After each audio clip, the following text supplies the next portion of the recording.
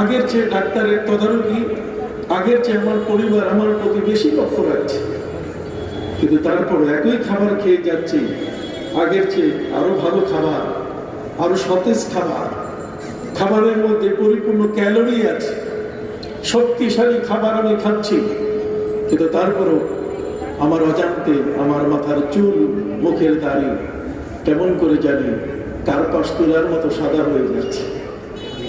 আমি ধরে রাখতে পারছি না। কত নোটিশ! পৃথিবীর মধ্যে একটা পাখি পর্যন্ত বুঝতে পারে যে তার মৃত্যুর সময় কখন আসবে। সম্মানিত সুধী, আফ্রিকার জঙ্গলে একটা পাখি বাস করে, যে পাখিটার নাম হলো কোকোনাস পাখি। নাম কি? কোকোনাস পাখি। এই পাখিটার বয়স যখন 80 বছর হয়, তখন পাখিটি বুঝতে পারে যে আমার আর সময় নাই, আমি পৃথিবী থেকে এখন বিদায় হয়ে যাব। এই জন্য তার বিজয়ের প্রস্তুতিটা সে নিজে নিজে নেয়।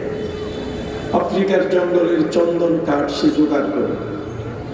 চন্দন কাঠ ফাল্গুন চৈত্র মাসের প্রখর রৌদ্রে একটার পর একটা রেখে রেখে সে স্তূপ করে। এই স্তূপগুলো, চন্দন কাঠের স্তূপ যখন সূর্যের আলোতে শুকিয়ে, যখন এই কাঠগুলো, চন্দন কাঠ যখন ভং ভং করে বেজে উঠে, তখন পাখিটি বুঝতে পারে যে এখন এই কাঠগুলো জ্বলবে। এতে যদি আগুন লাগে দাও দাও করে জ্বলে উঠবে, কিন্তু আগুন লাগাবে কি করে? তার কাছে তো দিয়াশালাই নাই, তার কাছে তো ম্যাচ নাই, তার কাছে তো আগুন জ্বালাবার মতো কোনো ব্যবস্থা নাই। এই পাখিটা এমন, যেই পাখিটার তার জীবনে কোনোদিন পেটে বাচ্চা নিয়ে এসে প্রসবও করে না এবং কখনো ডিমও পারে না, ডিমও পারে না, বাচ্চা গর্ভে নেয়ও না। পৃথিবীর মধ্যে প্রজনন পদ্ধতি আল্লাহ পাক রব্বুল আলামিন দুটো সিস্টেমে রেখেছেন, হয়তো বাচ্চা গর্ভে নেবে আর না হলে ডিম পারবে। ডিমের উপরে 21 দিন তা দেওয়ার পরে সেখান থেকে ডিম ফুটে বাচ্চা বের হয়। এটি আল্লাহর একটা কুদরতি নিয়ম। বলেন তাজিদ লিসুন্নাতিল্লাহি তাবদীলা, আল্লাহর এই নিয়মের কোনো পরিবর্তন তুমি দেখবে না। 21 দিনের ডিম, 21 দিনের তা না দিয়ে 20 দিনে সেই ডিম থেকে বাচ্চা ফুটানোর চেষ্টা করা হয়েছে, কিন্তু পৃথিবীতে আজ পর্যন্ত সব বিজ্ঞানীরা আনসাকসেস, তারা আজ পর্যন্ত পারেনি।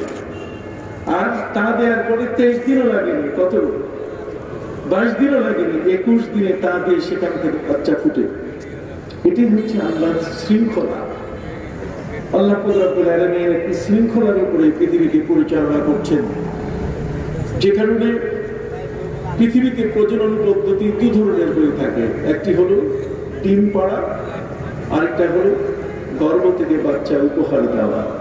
সুম্মা সাবিলা ইয়াসসারা সুম্মা আমাতাহু ফাআতবারা সুম্মা ইদা শাআ আনশারা। মায়ের গর্ভ থেকে সন্তান আসবে, গাভীর বাচ্চা হয়, হরিণের বাচ্চা হয়, কথা বলেন এই পদ্ধতিতে। কিন্তু এই পাখিটা এই দুটো পদ্ধতির কোনোটাতে নেয়। যদিও আমাদের সমাজে কোনো কোনো লেখক তারা কবিতা লিখেছেন, হাট্টি বা টিমটিম, ওরা মাঠে পারে দিন, ওদের খারাপ দুটি সেই হাট্টি বা টিমটিম।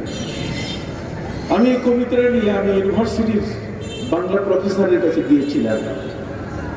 আমি বললাম, স্যার দেখেন তো এটা কি জিনিস, আমি বুঝতেছি না। উনি বলছেন আমিও বুঝি না। হাট্টিমা টিম টিম, ওরা মাঠে পারে ডিম, ওদের খাড়া দুটি সেই হাট্টিমা টিম টিম। তাই বললাম যে স্যার এর অর্থ আমি কিছুটা বুঝি। পণ্ডিত তুমি কি বুঝেছো? তাই বললাম যে স্যার আল্লাহর একটা শৃঙ্খলা আছে, আর সেই শৃঙ্খলা হলো যার মাথায় শিং আছে সে কোনোদিন ডিম পারবে না। অতএব গাভীর মাথায় শিং আছে সে কোনোদিন ডিম পারে না, হরিণের মাথায় শিং আছে সে কোনোদিন ডিম পারে না। যার মাথায় শিং নাই সে ডিম পারে। যেমন মুরগির মাথায় শিং নাই, হাঁসের মাথায় কি নাই? শিং নাই, কাজে কি ডিম পারে। হাট্টিমা টিম টিম, ওরা মাঠে পারে ডিম, ওদের খাড়া দুটি শিং। যারা ডিম পারে তার শিং থাকার কথা না, কাজে একটা মিথ্যা কবিতা। এটি আল্লাহর নিয়ম শৃঙ্খলার বিপরীত একটি কবিতা। যিনি এটি রচনা করেছেন তিনি আদৌ ভাবেন নাই যে পৃথিবীর মধ্যে আল্লাহর চিরাচরিত নিয়মের বিপরীত যে এই কবিতাটি, সে বিষয়টা তার মাথায় আসে নাই। সম্মানিত সুধী, দুটো পদ্ধতিতে পৃথিবীতে প্রজনন নীতি চালু আছে। একটি হলো গর্ভে বাচ্চা নেওয়া, আর একটা হলো ডিম পেড়ে ডিমের উপরে তা দেওয়া। পৃথিবীর মধ্যে কিছু পাখি এমন আছে, যেমন উট পাখি। যেমন কি উট পাখি। উট পাখি মজার একটা পাখি। উট পাখি এটা এমন একটা পাখি, একদিকে তার নাম হলো উট, আরেকটা হলো পাখি। উট কোনোদিন পাখি হতে পারে না, আর পাখি কখনো কি উট হতে পারে না। আপনি জানেন পবিত্র কুরআন মাজিদে আল্লাহ পাক রব্বুল আলামিন বলেন, ওয়ালাকুম জামালুন হিনা তুরিহুনা ওয়া হিনা তাসরাহুন ওয়া তাহমিলু আথqalakum ইলা বালাদিন লাম তাকুনু বালিগিহি ইল্লা বিশিক্কিল আনফুস ইন্না রাব্বাকা লারাউফুর রহিম। মহাগ্রন্থ আল কোরআনের মধ্যে আল্লাহ বলেন, আমি উট তৈরি করেছি তোমাদের বিনোদনের জন্য। উটের পিঠের উপরে চড়ে বিনোদন করবে, উটের পিঠের উপরে চড়ে তোমরা বিভিন্ন দেশ সফর করবে। উট হলো মরুর জাহাজ। আল্লাহ পাক রব্বুল আলামিন উটের সম্পর্কে আমাদেরকে জানিয়ে দিলেন, وَتَحْمِلُ أَثْقَالَكُمْ إِلَى بَلَدٍ لَّمْ تَكُونُوا بَالِغِيهِ إِلَّا بِشِقِّ الْأَنفُسِ। আল্লাহ বলেন, বান্দারে তোমার যে আমি কত আদর করে তৈরি করেছি, তোমার প্রতি আমার যত্ন কত বড় তুমি জানো না। তোমার মাথা থেকে পা পর্যন্ত আমি আল্লাহ প্রায় 3.5 লক্ষ কেমিক্যাল ব্যবহার করেছি তোমার দেহটাতে। তোমার এই দেহের মধ্যে 3.5 লক্ষ কেমিক্যালের ব্যবহার ঘটেছে। তোমার মতো একটা মানুষ, একটা ছোট্ট শিশু পৃথিবীতে যখন জন্ম নেয়, বাংলাদেশের মাটিতে জন্ম নিয়েছে আলহামদুলিল্লাহ, কিন্তু আমেরিকার মাটিতে যদি কোনো শিশু জন্ম নেয়, ছোট বাচ্চা, তাহলে অবস্থা খারাপ। এই জন্য সরকার এই ব্যয়ভার বহন করে থাকে। ওই বিদেশের মাটিতে আমেরিকা, ইংল্যান্ডে বাচ্চা জন্ম নিলে একটা বাচ্চার জন্মের খরচাই প্রায় 2 থেকে 3 কোটি টাকা। একটা বাচ্চা জন্ম নিলে 2 থেকে 3 কোটি টাকা যদি লাগে, তাহলে বাচ্চা জন্মই দেওয়া বন্ধ করবে। কি বলুন ঠিক কিনা? সম্মানিত শুধু এত টাকা পাবে কি? অথচ আল্লাহ পাক রব্বুল আলামিন পবিত্র কোরআন মাজিদে বলছেন, সুম্মা সাবিলা ইয়াসসারা সুম্মা আমাতাহু ফাআকবারা। মায়ের গর্ভ থেকে পৃথিবীতে আসার পথ তোমার জন্য সুগম করে দিয়েছি, তবে ওয়ার্নিং, পৃথিবীতে আসার পরে পৃথিবীতে থাকা যাবে না। সুম্মা আমাতা, তিনি তোমাদেরকে মৃত্যু দিবেন। শুধু মৃত্যু দিয়ে মাটিতে মিশে যাবে তা নয়, ফাআনশারা, আবার তোমাকে সেখান থেকে তিনি বের করবেন। সুবহানাল্লাহ। তোমার নশর হবে, হাসর এবং নশর হবে, তোমাকে বের করা হবে। তুমি মাটিতে লুকিয়ে থাকতে পারবে না। যদিও পৃথিবীর মধ্যে কোন কবি তার আখিরাতকে মানে না, পরকালকে আদৌ বিশ্বাস করে না। পরকালের বিশ্বাস যাদের কাছে নাই, তাদের বক্তব্য ভিন্ন। তারা বলে মরে গেলে পরে আবার পৃথিবীতে আসবো, মরার পরে আবার পৃথিবীতে চলে আসবো। এত ইজি, এত সহজ। মরে গেলে পরে মানুষটা আবার পৃথিবীতে চলে আসবে। এই জন্য কবি জীবনানন্দ দাশ তিনি তার স্ত্রীকে বলছেন, আমি মরে গেলে তুমি কেঁদো না, চোখের পানি ফেলবে না, খবরদার। স্ত্রী বলছে, কেন স্বামী? তুমি তো আমার পরম শ্রদ্ধেয় স্বামী, তোমার মৃত্যু হলে আমি কি চোখের পানি ধরে রাখতে পারি? অতএব তোমার জন্য আমি কাঁদবই। কেন কাঁদবো না বলো? তুমি এই জন্যই কাঁদবে না, আমি তো আবার ফিরে আসতেছি। স্ত্রী বলছে, ফিরে আসলে কেমন করে ফিরে আসবে? তুমি তো বললে সীতার আগুনে তোমাকে ভস্ম করে দেওয়া হবে।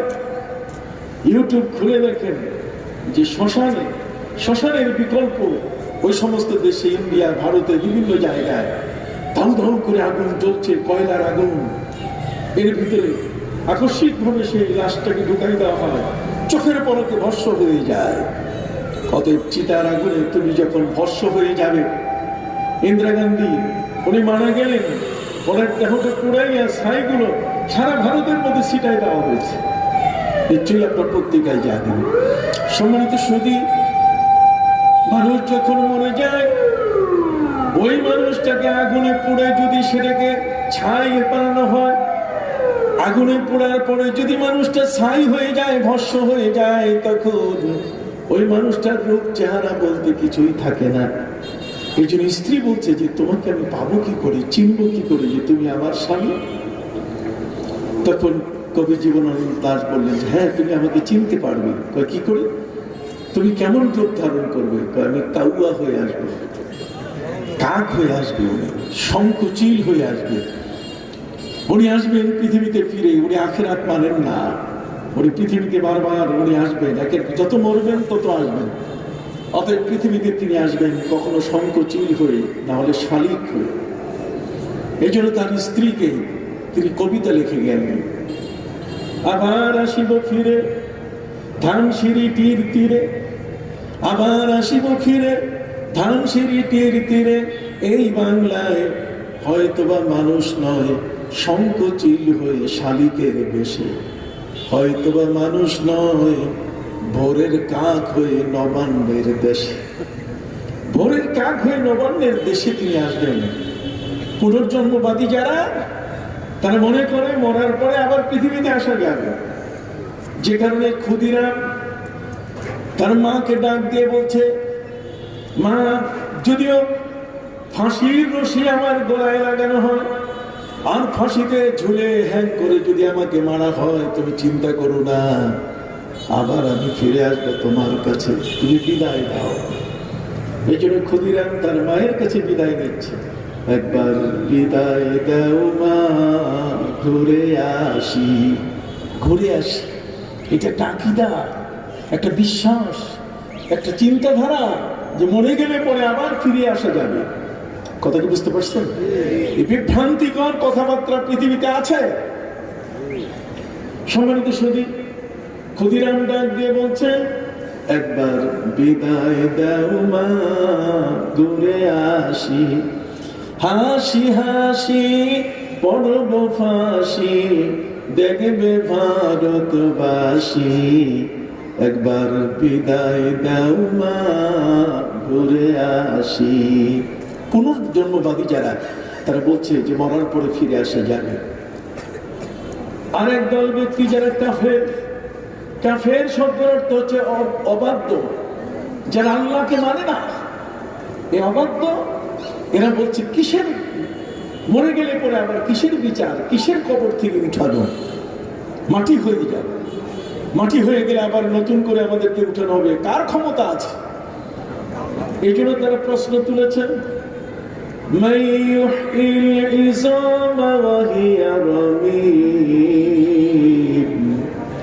কে আছে এমন যে আমাদের মৃত্যুর পরে যখন দেহটা মাটি হয়ে যাবে, হাড়গুলো যখন পুরাতন হয়ে যাবে, রামিম এটা যখন ঢং ঢং করে বাজা শুরু করবে, পুরাতন হয়ে যাবে,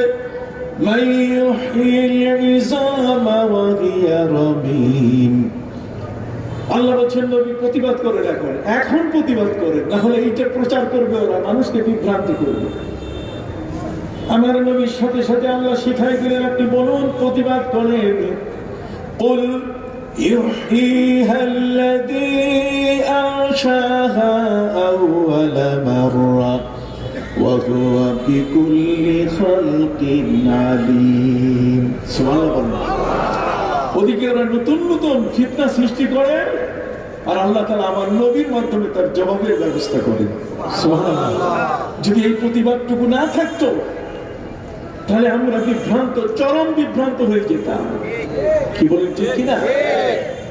সম্মানিত সুধী, কাফের বেদিন যারা, তারা বলছে তোমাদেরকে মুহাম্মদ সাল্লাল্লাহু আলাইহি ওয়াসাল্লাম মৃত্যুর পরে বিচারের দিন মালিক ইয়াউমিদ্দিনের কথা তিনি বলে তোমাদেরকে ভয় প্রদর্শন করছেন, ভীতি প্রদর্শন করছেন।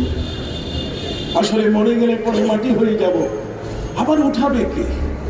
এই জন্য তারা আমার নবীর উপর কি অপবাদ দিয়েছে আপনি দেখেন। কোরআন বলছে কিভাবে, পবিত্র কোরআন কিভাবে কাফের বেদিনদের সেই চরম উদ্ধত্তপূর্ণ উক্তি নবীর সামনে কত বড় বেয়াদবি করেছে তারা। তারা আমার নবীর সম্পর্কে বলছে, আয়াইদুকুম আন্নাকুম ইযা মিততুম ওয়া কুনতুম তুরাবান আন্নাকুম মুখরাজুন হাইহাতা হাইহাতা লিমা তুআদুন ইন হিয়া ইল্লা হায়াতুনা দুনিয়া নামুতু ওয়া নাহইয়া وما نحن بمبعوثين إن هو إلا رجل افترى على الله كذبا وما نحن له بمؤمنين।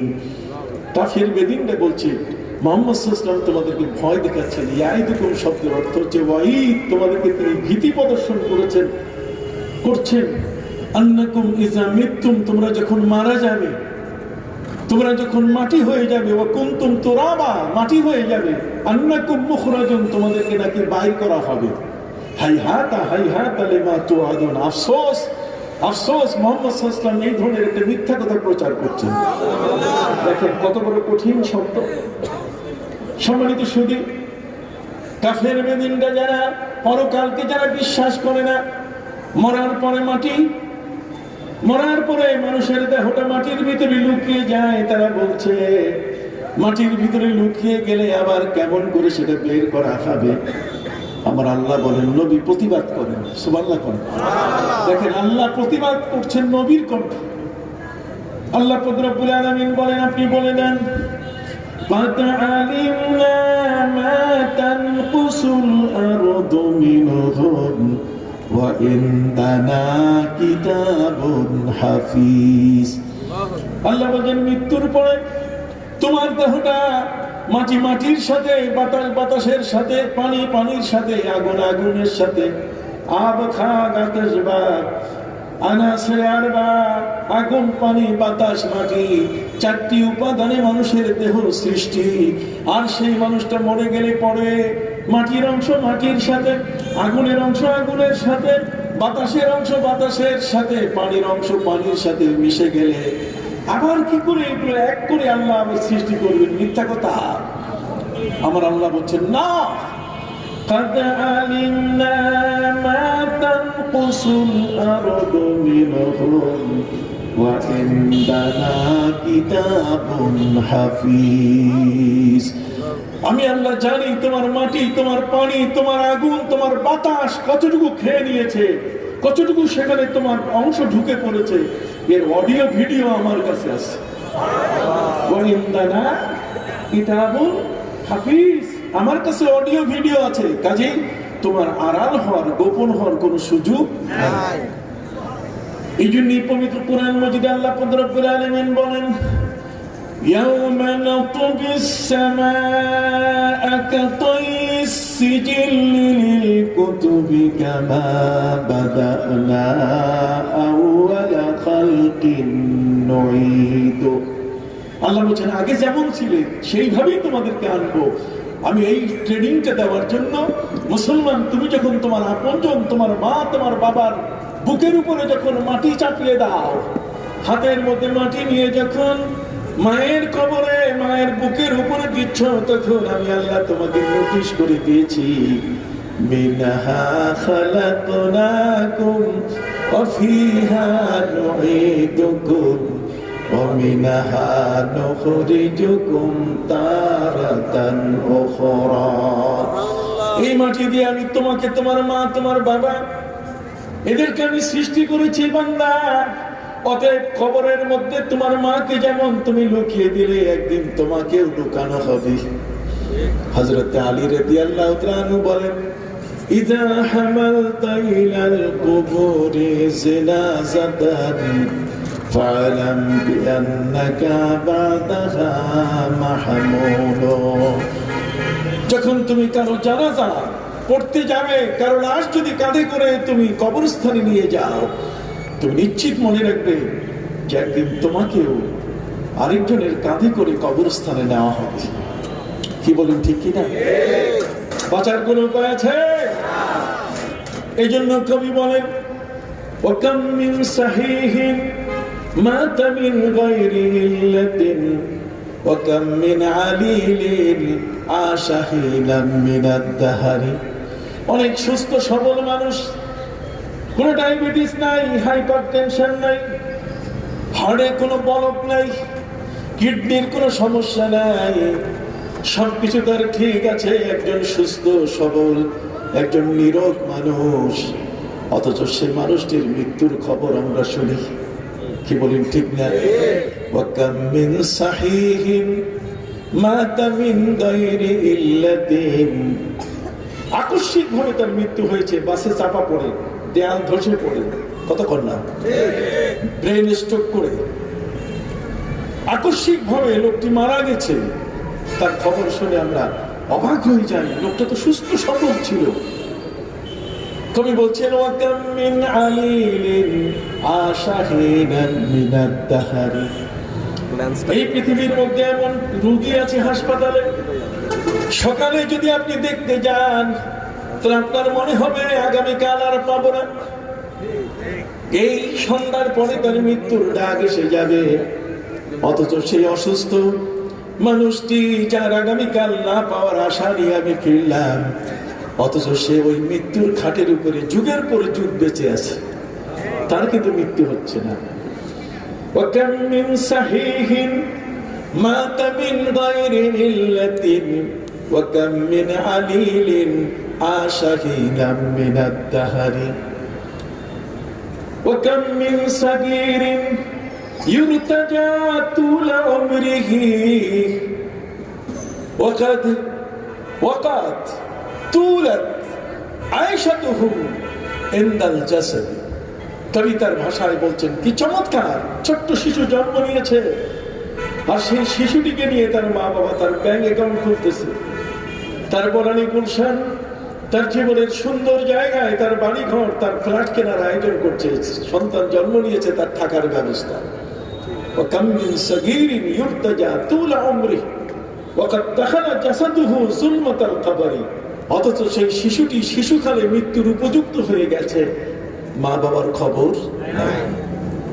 ওয়াকাম মিন ফাতা ইয়াসবাহু ওয়া ইয়ামসি লাহিয়ান ওয়াকাদ নুসজাত আকফালুহু ওয়া হুয়া লা ইয়াদরি। যুবক ডেমকে রক্ত গরম, মানুষকে হিসাব করে না, মুন্ডার উপরে চেপে বসলে র্যাবের কালা চশমাটা চোখে লাগাইলে আর তখন আর মুরব্বী বলতে গেলে কাউকে হিসাব করে না, ব ব ব ব করে এমন ভাবে হুন্ডা হাঁটায়, আর সেই হুন্ডার মধ্যে কত তেলেসমাতি, এই যে কত রকম তেলেসমাতি। সম্মানিত সুধী ভাইরা আমার, কবি বলছেন, ওয়াকাম মিন ফাতা, ফাতা মানে যুবক, ফাতা মানে কি? যুবক, যৌবনের রক্ত টকবকে যার দেহের ভেতরে। ওয়াকাম মিন ফাতা ইয়াসবাহু ওয়া ইয়ামসি লাহিয়ান, লাহিয়ান মানে ড্যামকে আস, কাউকে মানে না। ইয়াসবাহু সকাল এবং সন্ধ্যা করছে, ড্যামকে আর দুনিয়ার কাউকে মানে না। দুনিয়ার মানুষ থরথর করে কাঁপতেছে, ওরে কিছু কইলেই সে উল্টাটা ঝাড়ি দিয়ে বসবে, অথচ সেই যুবক জানে না ওয়াকাদ নুসিজাত আকফালুহু ওয়া হুয়া লা ইয়াদরি, তার কাফনের কাপড় যে বোনানো হচ্ছে তাদের ঘরে, যুবকের খবর নাই। যুবক তো রক্তের গরমে আছে। কি বলেন? ওয়াকাম মিন ফাতা ইয়াসবাহু ওয়া ইয়ামসি লাহিয়ান ওয়াকাদ নুসিজাত আকফালুহু ওয়া হুয়া লা ইয়াদরি ওয়াকাম মিন আরুসিন زينوها لزوجها وقد قبضت أرواحهم ليلة القدر। নবদম্পতি, একজনের ছেলে আরেকজনের মেয়ে বিবাহ হয়ে গেছে, আগামী জুমার দিনে শুক্রবারে তাদের সেখানে আমন্ত্রণ নিমন্ত্রণ জানিয়ে কমিউনিটি সেন্টার ভাড়া করা হয়েছে। সেখানে সবাই অলিমা, বিবাহোত্তর খাওয়া, সবাই সেখানে আত্মীয় স্বজনরা জড়ো হবেন। আত্মীয় স্বজনরা সেখানে কি হবেন? জড়ো হবেন, একত্রিত হবেন। কিন্তু সেই কমিউনিটি সেন্টারের সব আয়োজন, মুরগি বলেন, বিরানি বলেন, বিরিয়ানি বলেন, বাবুর্চি বলেন, বাজার ঘাট বলেন, সব কিছু চূড়ান্ত হয়ে গেছে। সব বাজার করা শেষ। এখন শুধু সময়ের পালা। জুমার দিন শুক্রবার কখন আসবে, ক্যালেন্ডার প্রতিদিন একের পর এক উল্টানো হচ্ছে, দিন গণনা করা হচ্ছে। অথচ সেই জুমা দিনের আগে এই নবদম্পতি, এই ছেলে আর মেয়ে যারা বিবাহ করলো, তাদের দুইজনের কোন একজনের মৃত্যু লাইলাতুল কদরে যে ফয়সালা হয়ে আছে, ওই যে কমিউনিটি সেন্টারে দেওয়া হবে না, এই খবর এই নবদম্পতির নাই। কথা বলে وكم من عروس زينوها لزوجها وقد قبضت أرواحهم ليلة القدر।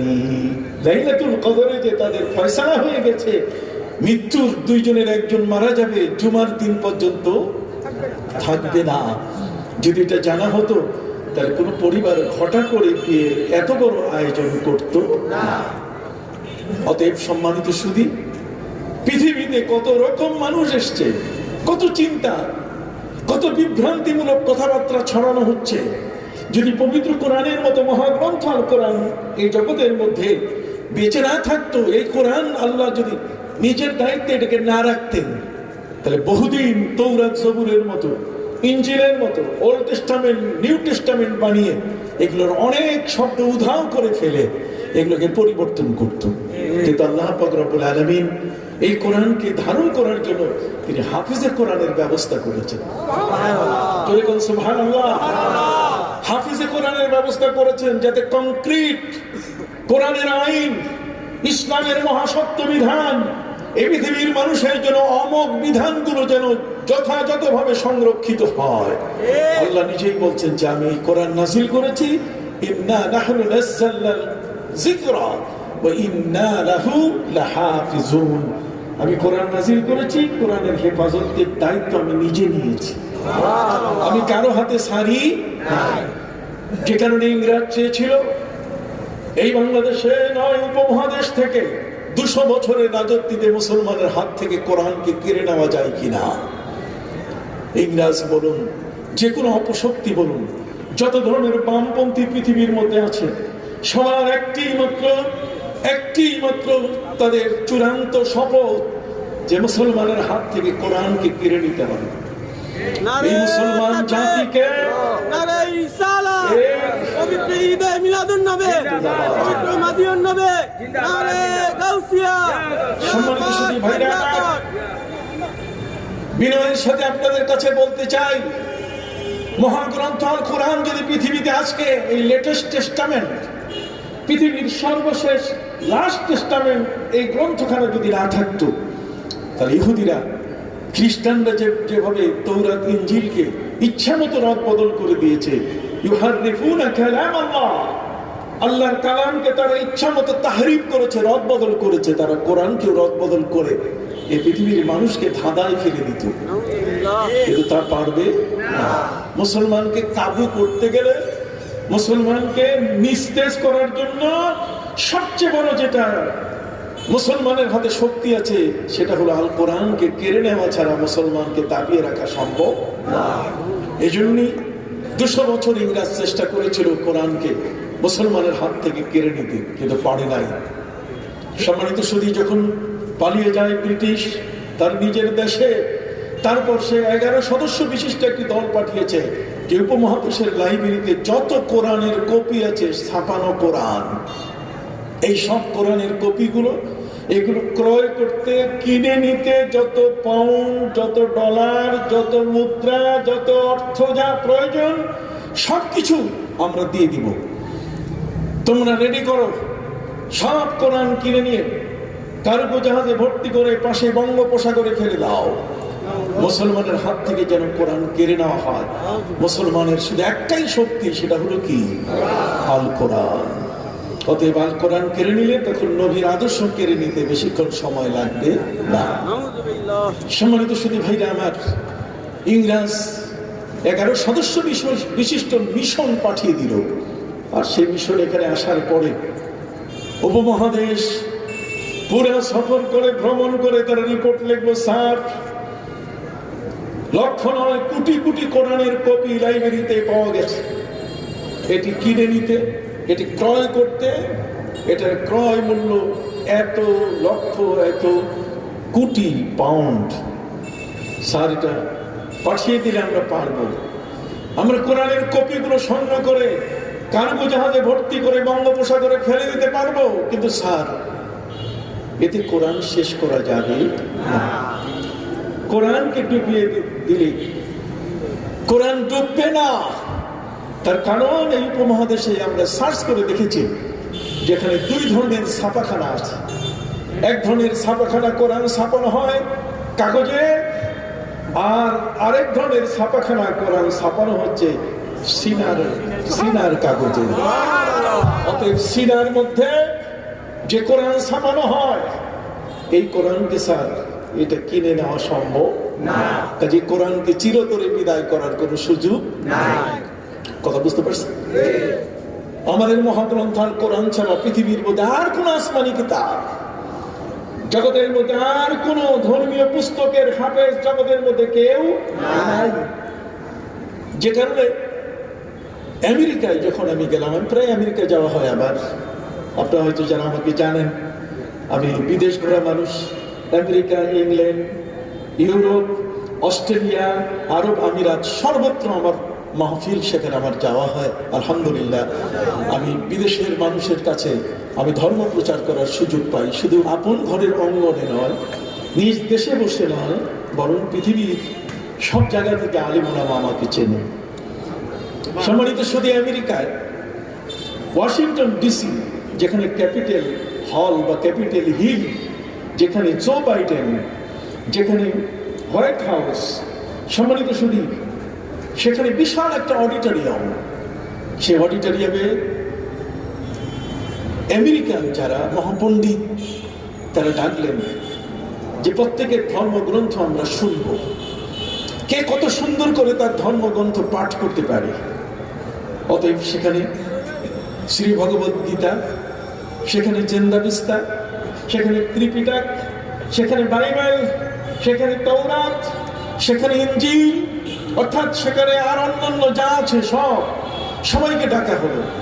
মুসলমানও সেখানে তাদের পবিত্র কোরআন নিয়ে উপস্থিত হয়েছে। সময় যা হলো যে প্রত্যেকেই তার ধর্মগ্রন্থ মুখস্থ 10 মিনিট শোনাবে। কয়দিন বলেন? জোরে বলেন ভাই, কয় মিনিট? 10 মিনিট।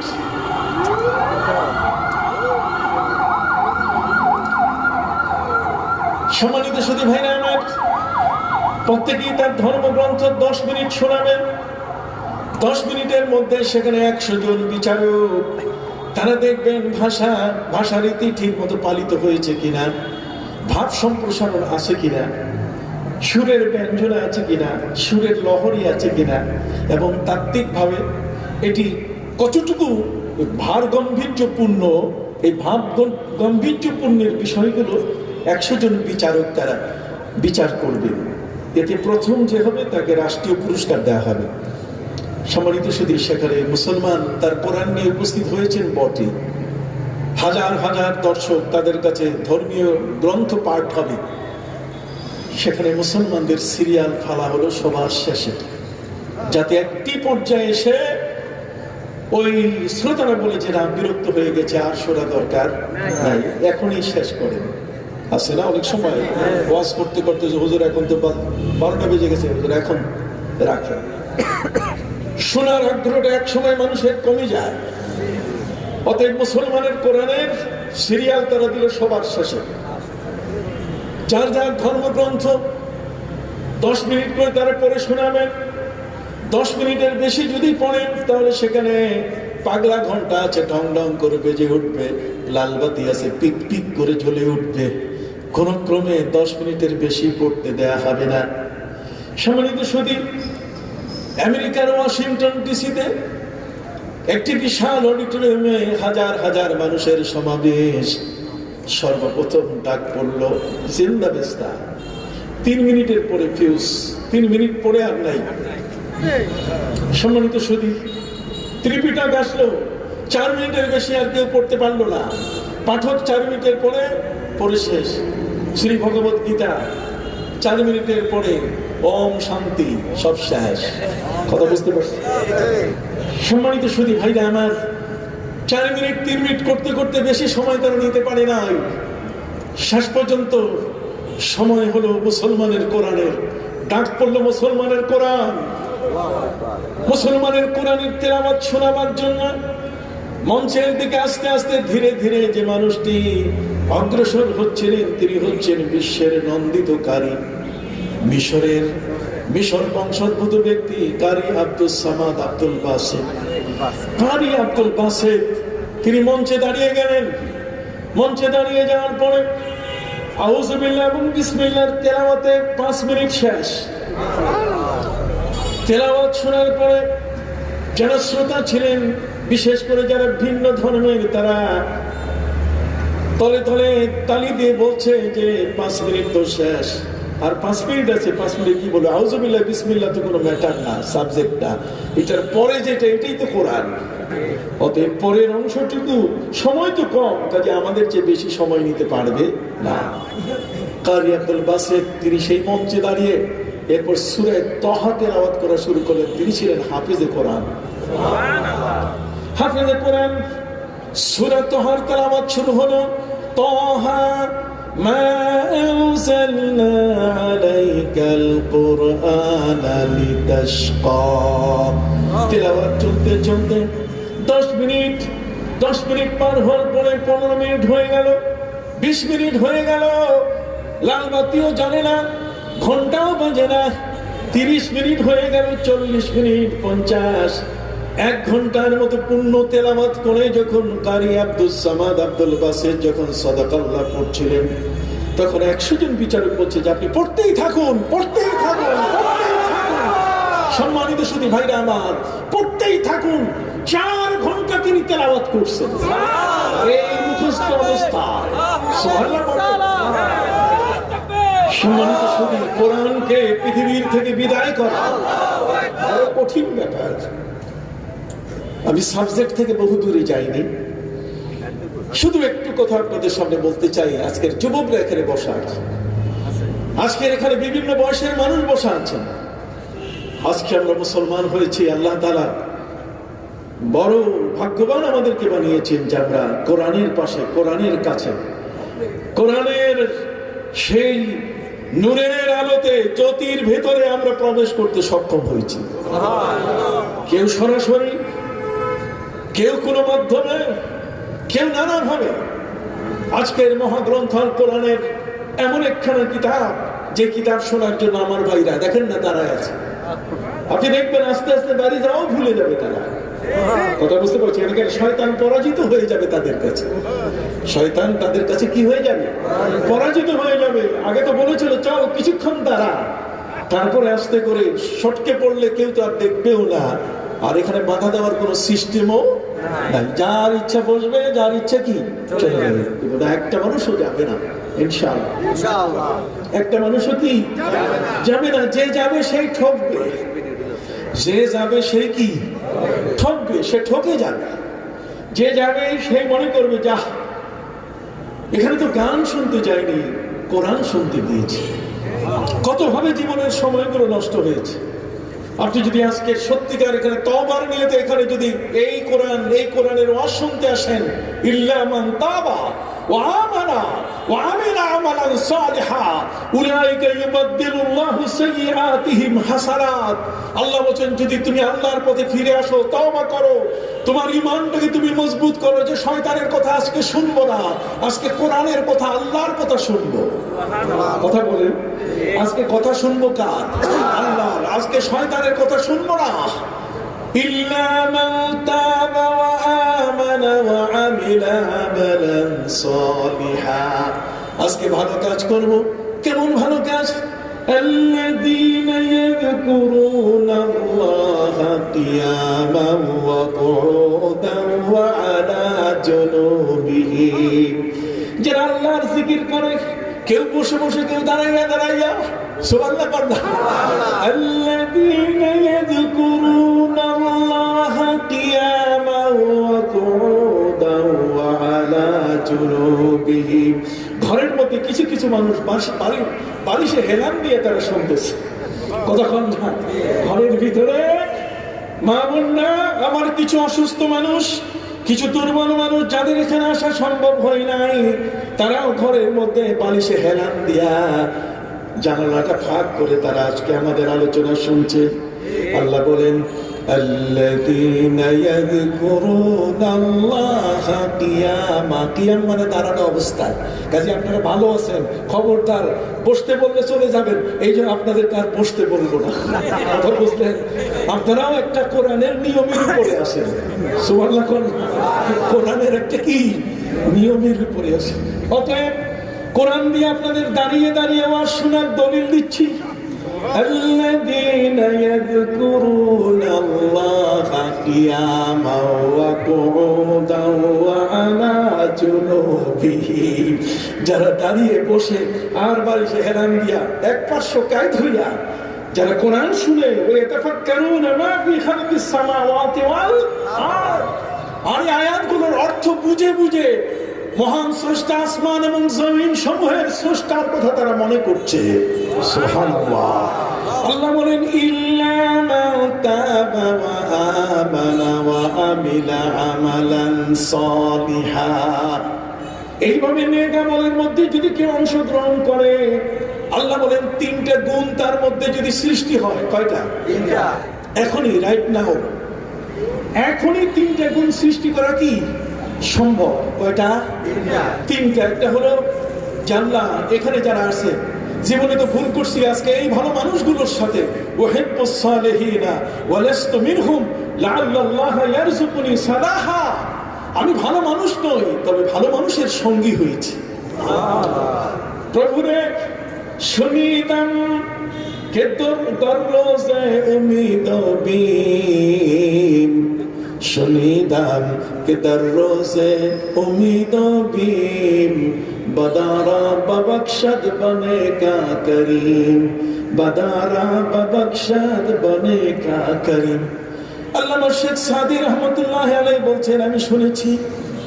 কিয়ামতের ময়দানে কঠিন দিনে যেদিন শাস্তি হবে আবার যেদিন তাকে জান্নাতের শুভ সংবাদ দেওয়া হবে সেই দিনটাতে কিছু খারাপ মানুষ ভালো মানুষের সঙ্গী হওয়ার কারণে তারাও আল্লাহর জান্নাতে চলে যাবে ধানের সাথে যেমন পাতানগুলো বিক্রি হয় জোরে বলেন না ধানের সাথে কি পাতানগুলো কি হয় বিক্রি হয় কাজে আজকে যারা এখানে আছে তারা যদি মনে করে যে আজকে আমি এই ভালো মানুষদের সঙ্গী হলাম প্রভুরে তুমি করোনা ভাইরাস থেকে আমাকে রক্ষা করো এই মাহফিলটা আল্লাহর দরবারে কবুল হওয়ার জন্য যে শর্ত তা পূরণ হয়েছে এই মাহফিলটা আল্লাহর দরবারে কবুল হওয়ার জন্য যে শর্ত সেটা কি হয়েছে পূরণ হয়েছে কি শর্ত যে 40 জন যেখানে হবে সেখানে 40 জনের মধ্যে একজনকে আল্লাহ তাআলা দোয়াগীর হিসেবে কবুল করবে দোয়াগীর বুঝেন দোয়াগীর মানে তার মনের মধ্যে তার হাতের মধ্যে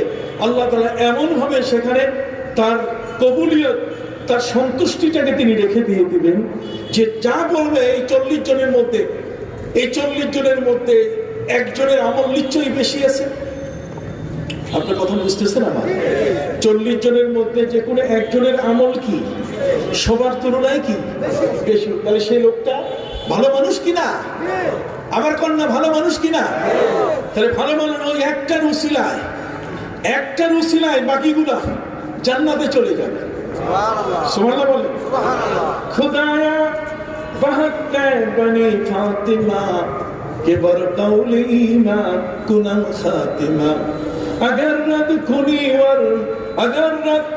कुनी वर कबूल मनो दोस्त दामन आले रसूल प्रभु रे এখানে ভালো মানুষের সমাবেশ ঘটেছে। অতএব এই ভালো মানুষগুলোর উসিলায় ইল্লা মান তাবা, যদি আপনি এই দোয়া পর্যন্ত থাকেন, আমরা বেশি সময় নেব না, কিছু জরুরি কথা বলে দেব, ইনশাআল্লাহ পায়ে ব্যথা হবে না। পায়ে কি হবে না? ব্যথা হবে। ইল্লা মান তাবা ওয়া আমানা, মজবুত যদি হয়ে যান যে আজকে আর শয়তানের সাথে যুদ্ধ শুরু হয়েছে, কোনোভাবে আর যাব না। আর যারা আজকে সিদ্ধান্ত নিয়েছেন যে ভালো কথাগুলো শুনবো, আল্লাহ বলছেন উলাইকা ইউবাদদিলুল্লাহু সাইয়্যাতিহিম হাসানাত, জীবনের যত গুনাহ আছে সব আল্লাহ সবই পরিণত করে দিবেন। যত গুনাহ আছে সব কি সবে। আমরা চাই কিনা? হাত ওঠান তো, চাই কিনা? কারা হাত পিছে রাখছেন? সবাই উঠেছেন তো? আল্লাহ কবুল করুন। জোরে বলেন আমিন। আরো জোরে বলেন আমিন। সম্মানিত সুধী ভাইরা আমার, মহাগ্রন্থ আল কোরআন, এমন যেই কোরআন এই জমিন থেকে উৎখাত করতে চেয়েছিল, কিন্তু কোরআনের হেফাজতকারী হিসাবে হাফেজে কোরআন, যাদের সিনার মধ্যে আল্লাহ পাক রব্বুল আলামিন কোরআন দিয়েছেন, এই কোরআন এমন, এই কোরআন এটা এমন কালিতে লেখা যেটা জাপানি কালি না, অস্ট্রেলিয়ান কালি না, বাংলাদেশের কোন কালি কোরআন সিনার মধ্যে লেখার ব্যাপারে ব্যবহার হয় নাই, বরং পবিত্র কোরআন যার সিনার মধ্যে আল্লাহ দিয়েছেন সেটা লোহে মাহফুজের কালি দিয়ে লেখা হয়েছে। কি দিয়ে? লোহে মাহফুজের কালি দিয়া। অতএব সেই কোরআন আছে বিধায় আমাদের আকীদা, আমাদের বিশ্বাস, নবীর প্রতি মহব্বত, নবীর প্রতি শ্রদ্ধা, নবীর প্রতি ভালোবাসা। আজকের মানুষ মিলাদ খুঁজে পায় না, কেয়াম খুঁজে পায় না। আজকের মানুষ আমাদের মধ্যে ভালো কথা বললে তারা বলছে কোরআনে আছে কি? কোরআনে আছে। কথা বুঝতে পারছেন? তারা বলছে এগুলো নাই, আমাদেরকে বিভ্রান্তির পথে নিচ্ছে। আমি খুব সংক্ষিপ্ত ভাবে সেদিকে আপনাদের কাছে কথা বলে যাব। তবে তার আগে আপনাদের খেদমতে আমি আরজ করতে চাই, এই মহাগ্রন্থ আল কোরআনের মধ্যে আল্লাহ তাআলা আমাদের কোন বিষয়ের আলোচনা বাকি রাখেন না। আমাদের নবীর পরিচয় আল্লাহ যেভাবে দিয়েছেন, পৃথিবীর মধ্যে এত চমৎকার পরিচয়, আল্লাহ নবীকে যে কত ভালোবাসেন। আপনি তো ভালোবাসতে গিয়ে কত বাজে কথা বলে ফেলেন, আমি কত বাজে কথা বলে ফেলি, কিন্তু নবীর ক্ষেত্রে আল্লাহর পরিচয় কত বড়। খোদা মদ হ্যায় আফরি মুস্তাফা বাস, মোহাম্মদ হামিদে হামদে খোদা বাস। সুবহানাল্লাহ। তার মানে আমার নবী সাল্লাল্লাহু আলাইহি ওয়াসাল্লাম তিনি এমন, সারা দুনিয়ার মানুষ যদি আমার নবীকে না মানে, নবী বলছেন কোন প্রয়োজন নেই আমাকে রাসূল বলে স্বীকার করার। আমার আল্লাহ যদি আমাকে রাসূল বলে, ওয়া কাফা বিল্লাহি শাহিদা হুয়াল্লাযী আরসালা রাসূলাহু বিল হুদা ওয়া দীনিল হক ওয়া দীনিল হক লিইয়ুযহিরাহু আলাদ দীনি কুল্লিহি ওয়া কাফা বিল্লাহি শাহিদা। আমার নবী বলেন, জগতের মধ্যে কেউ যদি আমাকে রাসূল না বলে, আল্লাহ যদি বলেন, এটি আমার জন্য যথেষ্ট। দুনিয়ার মানুষ আমাকে রাসূল বলবে। নবীজি বলছেন নবী, এটা আমার চাওয়া নয়। যে কারণে আমাদের প্রিয় নবী সাল্লাল্লাহু আলাইহি ওয়াসাল্লাম হুদায়বিয়ার সন্ধির মধ্যে হযরত আলীকে বলছেন, আলী রে, সন্ধি হওয়া দরকার। দয়াল নবী হযরত আলী রাদিয়াল্লাহু তাআলা সন্ধিনামা লিখছেন। মক্কার কাফেররা সবাই চলে আসছে বর্ডারে, হুদায়বিয়ার বর্ডারে, হারামের বর্ডারের মধ্যে চলে আসছে। নবীকে হরম শরীফের মধ্যে ঢুকতে দিবে না। মক্কা শরীফ কাবা ঘর, বলেন মক্কা শরীফ কি? কাবা ঘর। এই কাবা ঘরটা যার উপরে আছে এটার নাম বাক্কা, আর এর চতুর্দিকে হলো মক্কা। মক্কার চতুর্দিকে হলো হরম। হরমের বাংলা কি? হরমের বাংলা হলো কি? জি, ফাউন্ডেশন না। হরমের বাংলা হলো চত্বর। কতক্ষণ না? হরমের বাংলা হলো কি? চত্বর, ক্যাম্পাস, চত্বর। হরমের চত্বর, কাবাগরের চতুর্দিকে চত্বর কতটুকু? মসজিদে আয়েশার দিকে 7.5 কিলোমিটার, আরাফাতের দিকে 9 কিলোমিটার, মিনার দিকে 6.5 কিলোমিটার, আর জেদ্দার দিকে 23 কিলোমিটার। কতক্ষণ? এটা হলো হরম। এটা কি? হরম। এই হরম এরিয়া আমার নবী দেন নাই।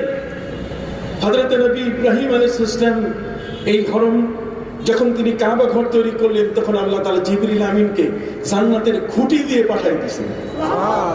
বড় বড় লম্বা লম্বা খুঁটি দিয়ে ফেরেশতাদেরকে দিয়ে পাঠালেন, যাও আমার নবী ইব্রাহিমকে দেখায় দাও, আমি আল্লাহ এতটুকু এরিয়া, এটা কাবা ঘরে আল্লাহর ওয়াকফ এস্টেট, এখানে কোনো বেচাকেনার লেনদেন কিছু হবে না।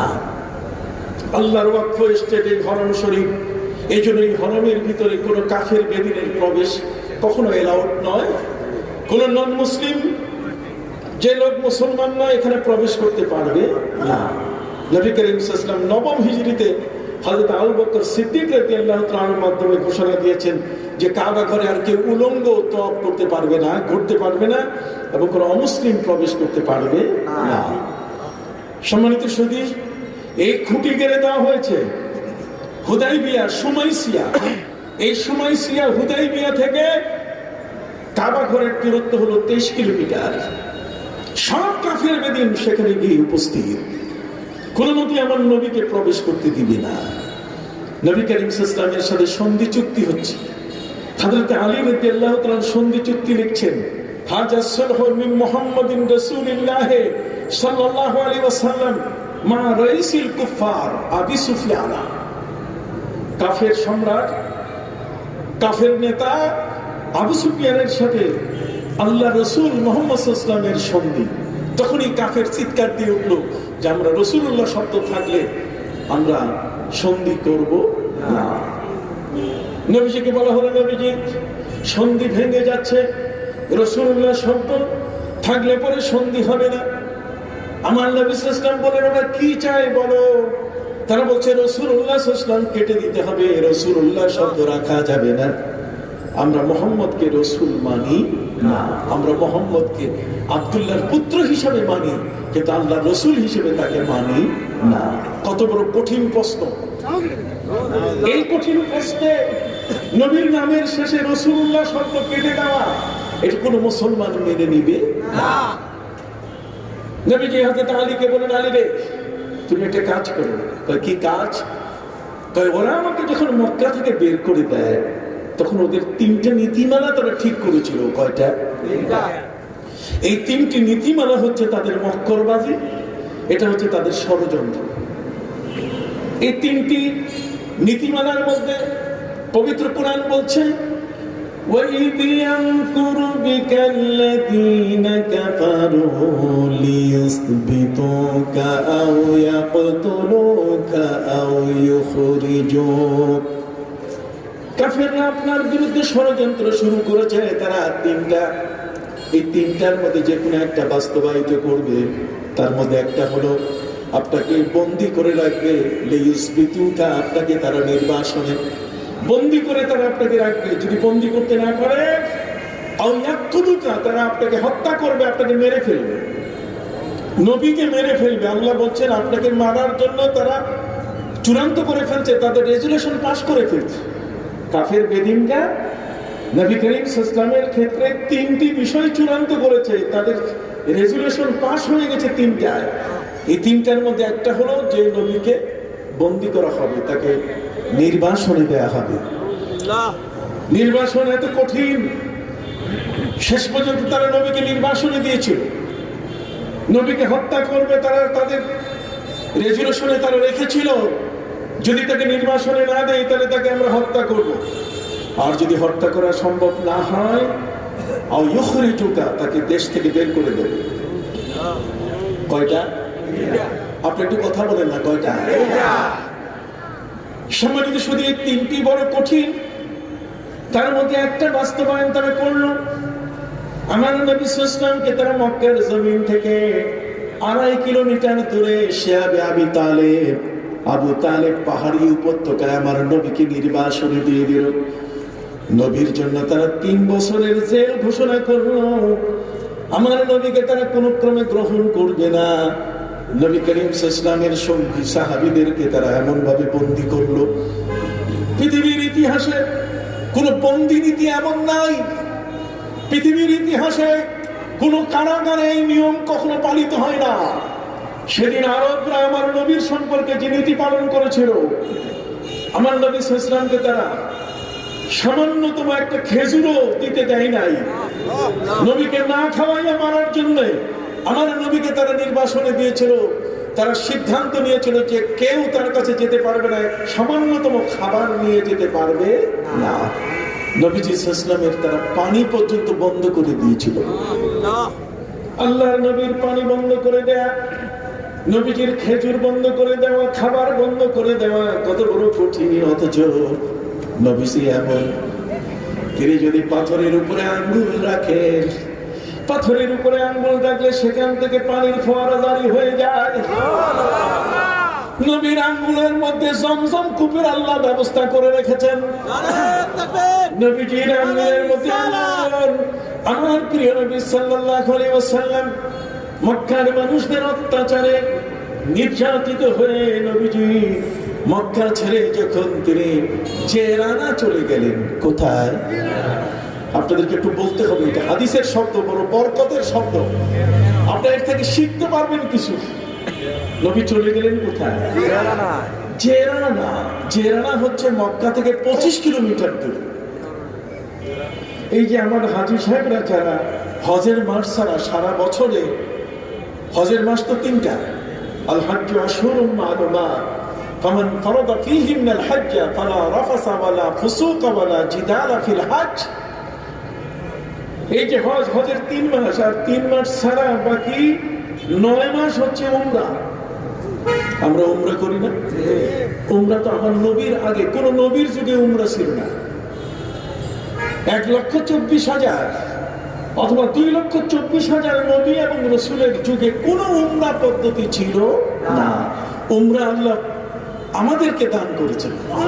এই জন্য পবিত্র কোরআনে আল্লাহ কোট করে দিয়েছেন, ওয়াতিমুল হজ্জ ওয়াল উমরাতা লিল্লাহ। তোমরা হজ এবং উমরা আল্লাহর উদ্দেশ্যে, আল্লাহকে খুশি করার জন্য পালন করো। এখন উমরা জন্ম নিল কোথায়? ভেরি ইন্টারেস্টিং একটি বিষয়। উমরাটা জন্ম নিল কোথায়?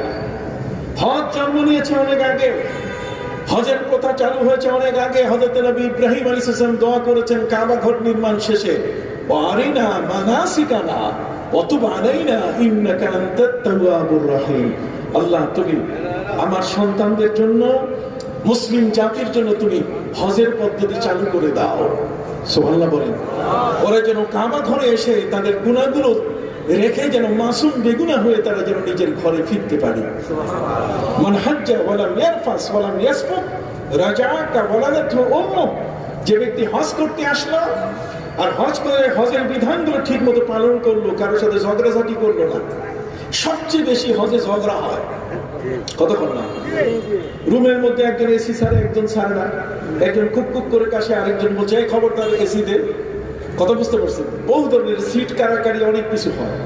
এই জন্য আল্লাহ বলে দিয়েছেন ফামান ফারাদা ফীহিন্নাল হজ্জ, যার উপরে হজ ফরজ হয়েছে, ফালা রাফাসা ওয়ালা ফুসুকা ওয়ালা জিদালা ফিল হজ, সে যেন সীমা অতিক্রম না করে, স্ত্রী সম্পর্ক না করে।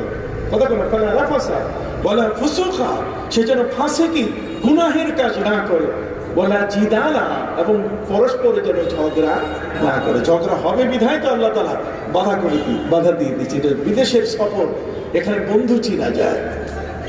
বুঝতে পারছেন কথা? আমাদের প্রিয় নবী সাল্লাল্লাহু আলাইহি ওয়াসাল্লাম, আমাদের মহানবী সাল্লাল্লাহু আলাইহি ওয়াসাল্লাম এমন এক রাসূল। সবাই বসেন, সবাই বসেন, সবাই বসেন। মোবাইল নিয়ে গেছে? হ্যাঁ, মোবাইল সাবধান। এখন মোবাইল তো নিয়ে যাওয়ার কথা না, মোবাইল তো সবারই কাছে আছে। কি বলেন? ঠিক না? যা হোক, সম্মানিত সুধী, খুব সংক্ষিপ্ত ভাবে আপনারা শুনে একটা ভেরি ইন্টারেস্টিং একটা ঘটনা। নবী করিম সাল্লাল্লাহু আলাইহি ওয়াসাল্লাম মক্কা থেকে যখন তিনি চলে গেলেন কাফেরদের অত্যাচারে জেরানায়, সাহাবাদের বিশাল দল, এই দল নিয়ে নবী চলছেন যে আমি আর মক্কায় থাকবো না, মক্কার মানুষের আচরণ ভালো না, এরা ভালো আচরণ করছে না। প্রিয় নবী সাল্লাল্লাহু আলাইহি ওয়াসাল্লাম যখন চলে যাচ্ছিলেন, 25 কিলোমিটার দূরে যাওয়ার পরে আমার নবীজির পা মোবারক অচল হয়ে গেল। নবীজি হাঁটতে পারছেন না। নবীজির সঙ্গী সাহাবায়ে ইকরাম এবং তারাও হাঁটতে পারছেন না। সাহাবায়ে ইকরাম বলেন, ইয়া রাসূলুল্লাহ, ইয়া হাবিবাল্লাহ, আমরা পাহাড়ি মানুষ। মক্কার জমিনে প্রায় 6500 পাহাড় আছে। কত? 6500 পাহাড়ের দেশ। পাহাড়ি মানুষগুলো পাহাড়ে চলাফেরা করে। অতএব হে নবী, এতদিন পর্যন্ত দীর্ঘ লম্বা পথ আমরা অতিক্রম করেছি, কিন্তু আজকে মাত্র 25 কিলোমিটার পরে আমাদের পা গুলো কেমন করে জানি মাটিতে আটকায় যাচ্ছে। নবীজি, আমরা চলতে পারছি না। আল্লাহর নবী সাল্লাল্লাহু আলাইহি ওয়াসাল্লাম বলেন, আমারও তো একই অবস্থা, আমিও চলতে পারছি না, অতএব বসো। নবী করিম সাল্লাল্লাহু আলাইহি ওয়াসাল্লাম বসে পড়লেন। সাহাবায়ে ইকরাম বসে পড়লেন।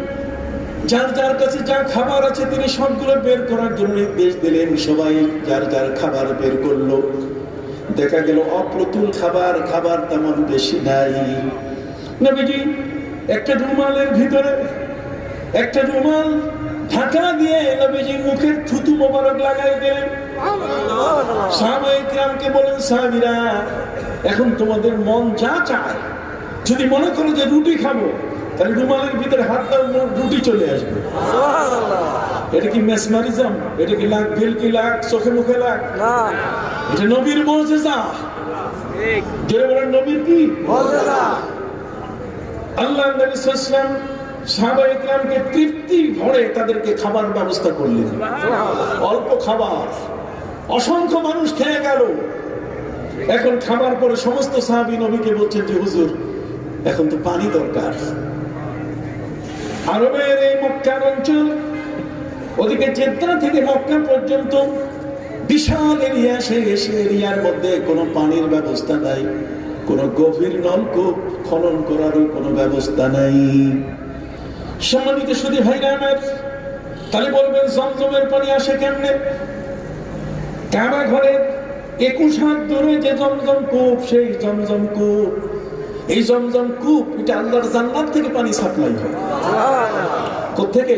আল্লাহর জান্নাত। আপনি কত কুদরতি খেলা।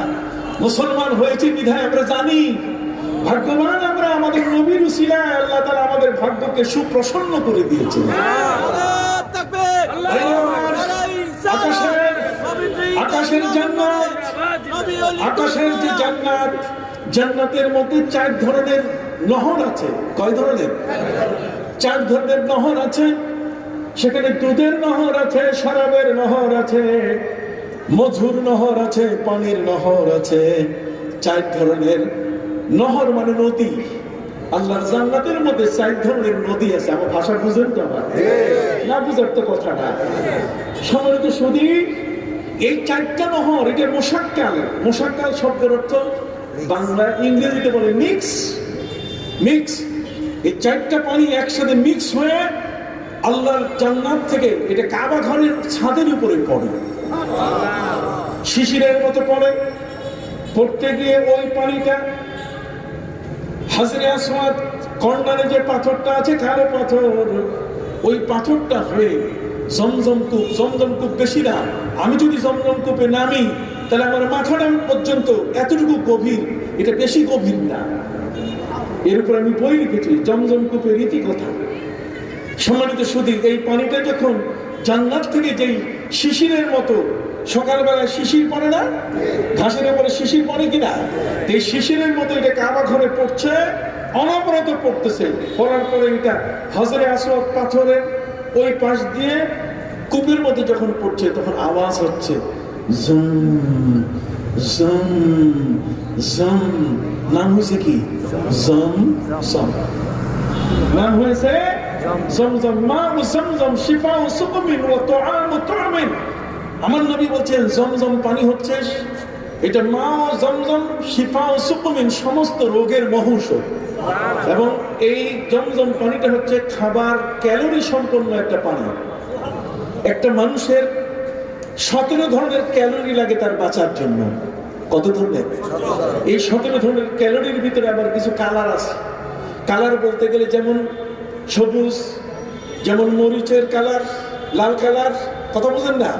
এই সবগুলো তার মধ্যে দেওয়া। এই জন্য আমার নবী সাল্লাল্লাহু আলাইহি ওয়াসাল্লাম সারা মাস তিনি রোজা পালন করতেন, সাওমে মিসাল লাখে। তিনি বলতেন ইউসইনি ওয়া ইউসইনি, আল্লাহর পক্ষ থেকে খাওয়া হয়। নবীর সাহাবীরা তারা এমনও হয়েছেন যে এক মাসের পর মাসের সময়কাল বেশি করে মক্কায় ছিলেন, কোনো খাবার খান নাই, শুধু জমজম পানি খেয়ে বেঁচেছিলেন, তাদের স্বাস্থ্যের কোনো অবনতি ঘটে নাই। কথা কি বুঝতে পারছেন? এই জমজম পানি এমন এক বরকতময় পানি, এটাকে চেয়েছিল যে লাইন দিয়ে মদিনা নেওয়া যায় কিনা, কিন্তু পানির মক্কার এরিয়ার হরমের বাইরে আর যাইতে চায় না। এটা একটা কুদরতি পানি। কথা কি বুঝতে পারছেন? সম্মানিত সুধী, এই জমজম পানি এটা আল্লাহর জান্নাত থেকে সাপ্লাই হচ্ছে। আর আমার নবীর হাতে কি আল্লাহ তাআলা তার আঙ্গুলের ভিতরে এমন বরকত রেখে দিয়েছেন যে ওই জেরানার মধ্যে সাহাবায়ে কেরাম খাবার শেষ করলেন। খাবার শেষ করে নবীজি সাল্লাল্লাহু আলাইহি ওয়াসাল্লামকে বললেন, হুজুর পানির ব্যবস্থা করেন। নবীজি বলছেন, পানি পাবো কবে? সাহাবায়ে কেরাম বললেন, হুজুর আপনি জানেন, আপনি আল্লাহকে বলেন, মুসা নবী যদি পাথরের উপরে আঘাত করে যদি 12 গোত্রের পানির ব্যবস্থা করে। وَإِذِ اسْتَسْقَى مُوسَى لِقَوْمِهِ فَقُلْنَا اضْرِبْ بِعَصَاكَ الْحَجَرَ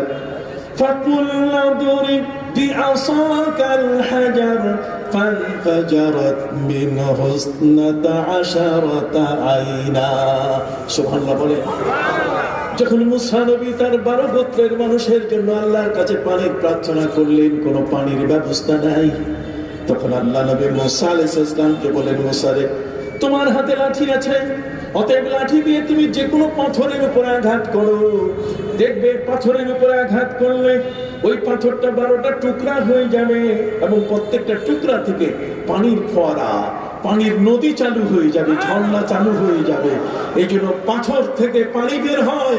এই বিজ্ঞান ইসলাম দিয়েছে। এই বিজ্ঞান দিয়েছে কে? ইসলাম। ইসলাম এই বিজ্ঞান ঘোষণা করেছে। পৃথিবীর বিজ্ঞানীরা আবিষ্কার করতে পারে নাই। ওরা পবিত্র কোরআন থেকে অবাক হয়ে গেছে যে নদীর পানি, পদ্মা, যমুনা, মেঘনা, শীতলক্ষা, কতক্ষণ না, কর্ণফুলী, গোমতী, ওই যে রূপসা, বলেশ্বর, কত যে নদী আছে, এই সমস্ত নদীর পানি এগুলো আসছে কোত্থেকে? এগুলো আসতেছে পাথরের ক্রন্দন থেকে। পাথর আল্লাহর ভয়ে ইবাদতে কাঁদছে, আর ওই কান্নার পানিটা দিয়ে নদীগুলোকে আল্লাহ বাঁচায় রাখছে। পবিত্র কোরআন মজিদে আল্লাহ বলেন, وَإِنَّ مِنْهَا لَمَا يَشَّقَّقُ فَيَخْرُجُ مِنْهُ الْمَاءُ وَإِنَّ مِنْهَا لَمَا يَهْبِطُ مِنْ خَشْيَةِ اللَّهِ। সুবহানাল্লাহ। আপনি অবাক হয়ে যাবেন, রে যুবক ভাই, আসো কোরআন পড়ো। কোরআন না পড়লে তুমি বুঝবে না। আর দেখাও পৃথিবীর আরেকটা অন্য ধর্মগ্রন্থ। আই ক্যান চ্যালেঞ্জ ইউ, আমি সারা পৃথিবীতে যাই, ওদেরকে আমি বলি, তোমাদের যে কোনো থিওরি, তোমাদের যে কোনো দৃষ্টিভঙ্গি নিয়ে আসো, আমি তোমাদের বিজ্ঞানের যত থিওরি সব কোরআন থেকে বের করে দেবো ইনশাআল্লাহ। কোরআনের ভিতরে আছে। আমরা আজকে কোরআন পড়ছি, কিন্তু কোরআনের মূল রহস্যগুলো অনেক সময় বুঝি না। আমার নবীকেই খুঁজে পাই না। একটু দাঁড়াই ক্যাম্প করবো, ইয়া নবী সালাম আলাইকুম, তাদের ফতোয়ার শেষ নাই, ফতোয়ার শেষ নাই। বেদাত বেদাত বেদাত, তার মানে একটা দাঁতও নাই। এই বেদাত, এই দাঁত ছাড়া মানুষগুলো কেমন করে জানি এই কথাগুলো বলছে। আসলে এটি আমাদের কাছে গ্রহণযোগ্য নয়। কেন নয়? অসংখ্য দলিল আছে আমাদের কাছে। মিলাদের সপক্ষে অসংখ্য কি আছে? দলিল আছে। ভাইরা আমার, যে কথাটি বলছিলাম, নবী করিম সাল্লাল্লাহু আলাইহি ওয়াসাল্লাম তিনি জানেন আরবের মধ্যে পাথর আছে, যদিও পানি নাই, কিন্তু পাথরের মধ্যে পানি আল্লাহ রেখে দিয়েছেন। পাথরের ভিতরে পানি লুকানো আছে।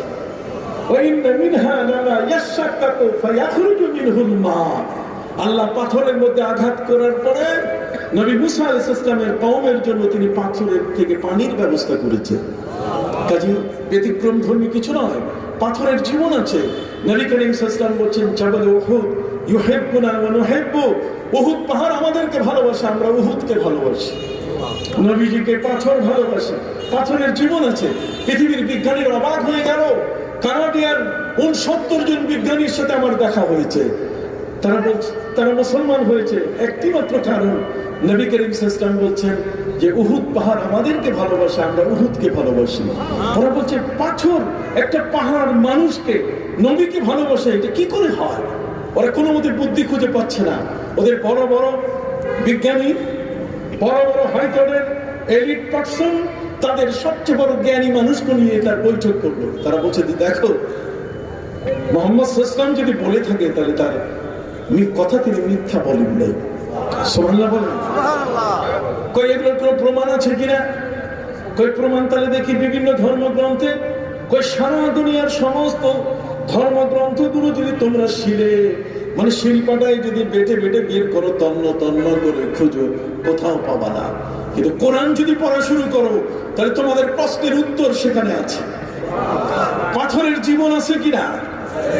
পাথরের জীবন আছে কি না? তারা খুঁজতে গিয়ে শেষে খুঁজে পেল ওয়াত্তাখিযু মিন মাকামে ইব্রাহিম মুসাল্লা।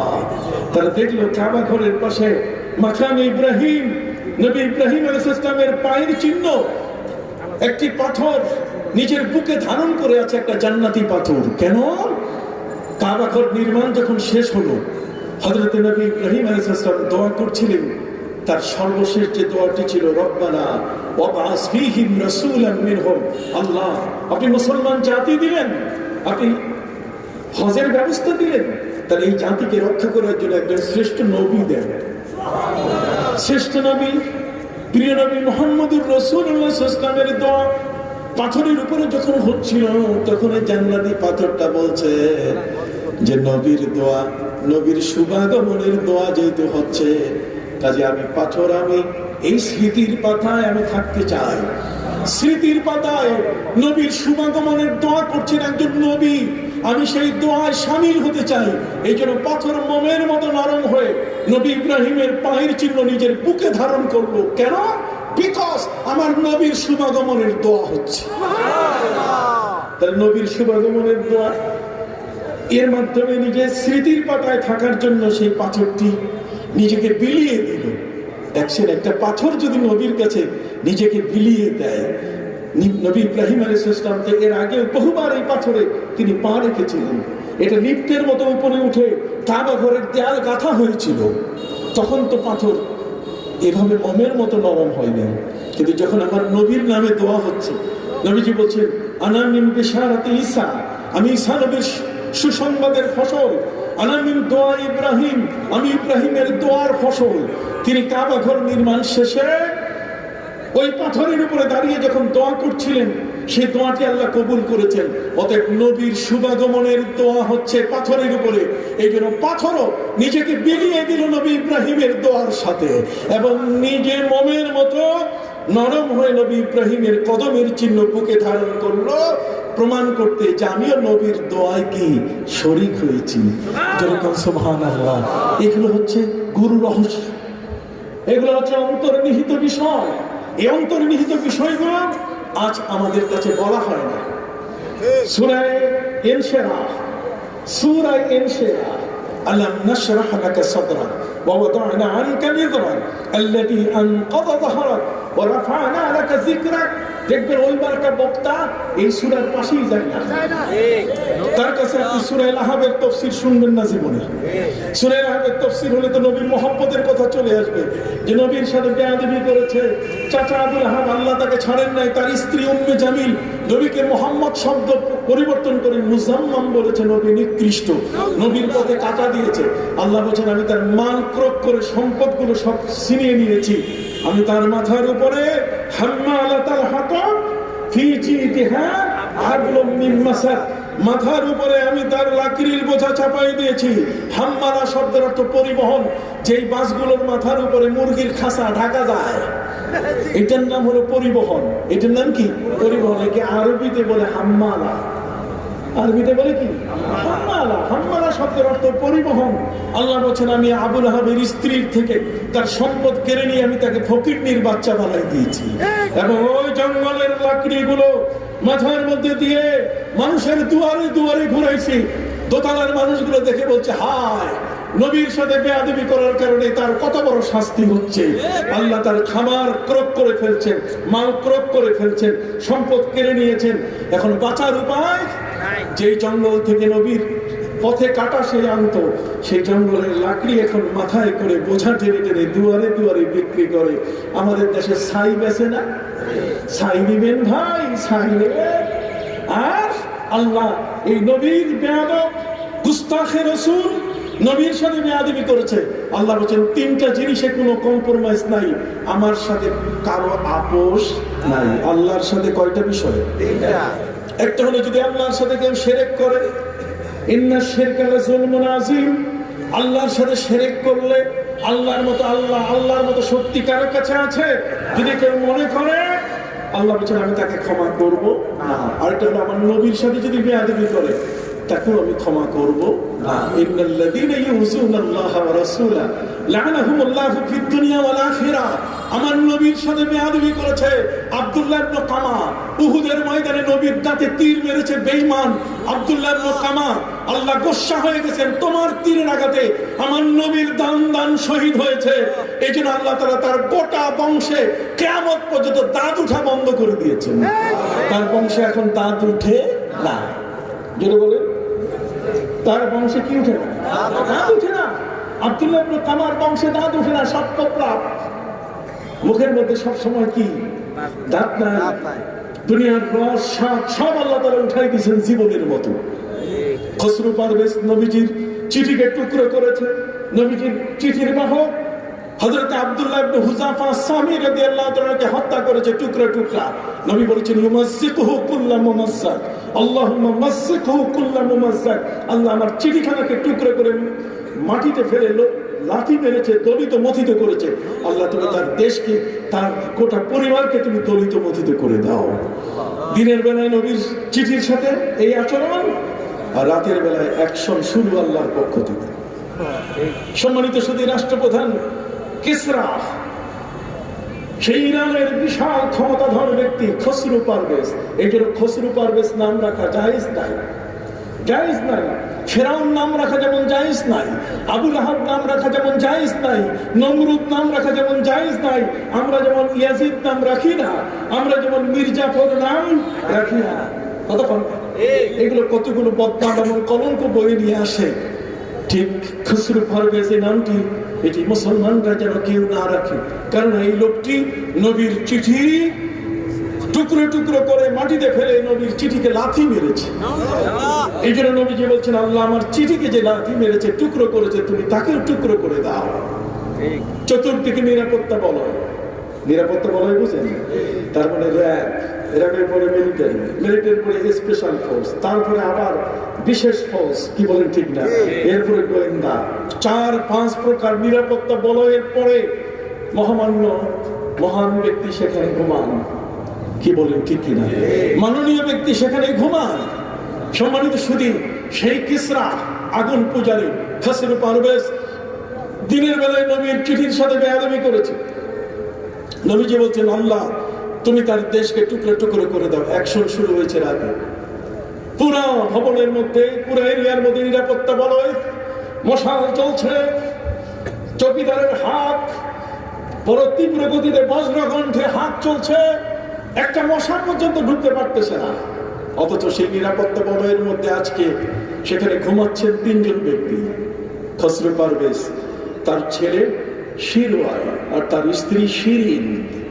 শিরিন হলো স্ত্রী, শিরওয়াই হলো ছেলে, আর খসরু হলো ব্যক্তি, তিনি শাসক। এই দুষ্ট ছেলেটার মাথায় চিন্তা আসলো যে আমার মায়ের ইজ্জত, আমার মা পরমা সুন্দরী, কাজে তার ইজ্জত নষ্ট করব।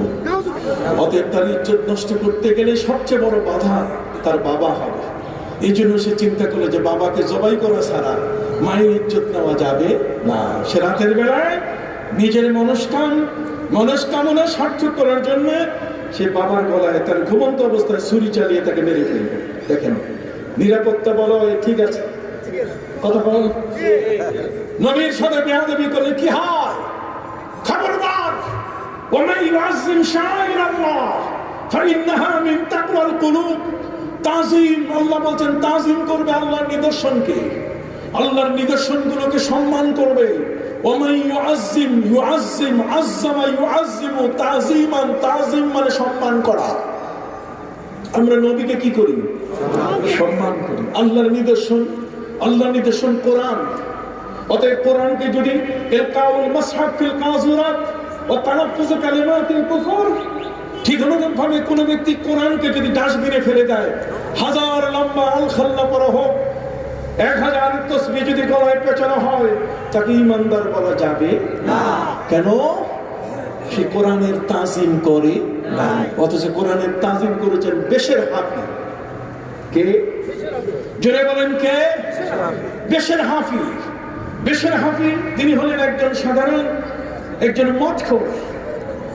বেশের হাফিজ একজন মদখোর, মদে মাতাল মানুষ, মদের ঘরে সব পড়ে থাকে, চোখ রাঙ্গা চোখ। সেই মদখোর মানুষটা ঘরে যখন ফিরছে মদ খাইয়া, তখন বাড়ির রাস্তায় পথে একটি আরবি লেখা কাগজ সে খুঁজে পেল। আরবি লেখা কাগজ সে পড়া দেখতে পেল। কাগজটা উঠে দেখে সেখানে লেখা আছে বিসমিল্লাহির রহমানির রহিম।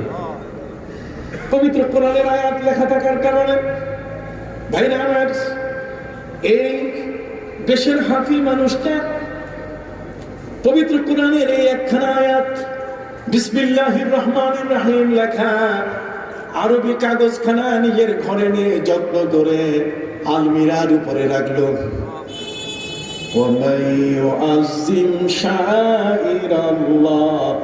আল্লাহর নিদর্শন হচ্ছে আল কোরআন। আল্লাহ বলেছেন কোরআনের তাজিম করবে। একটা মদখোর মানুষ, মদে মাতাল মানুষ, মদের আড্ডাখানায় যে যার চোখ রাঙ্গা হয়ে আছে, যে লোকটা সুস্থ না, এই মানুষটা ঘরে ফেরার সময় মাটির উপরে আরবি লেখা কাগজ তুলে দেখে বিসমিল্লাহ, তাসমিয়া শরীফ লেখা। এটা নিজের ঘরে আলমিরার উপরে রেখেছে। বাস এতটুকু তাজিম করার কারণে আকাশের মালিক, জমিনের মালিক, জগৎ সমূহের মালিক আল্লাহ খুশি হয়ে গেছে। আল্লাহ খুশি হয়ে গেলে বেশি কিছু লাগে না।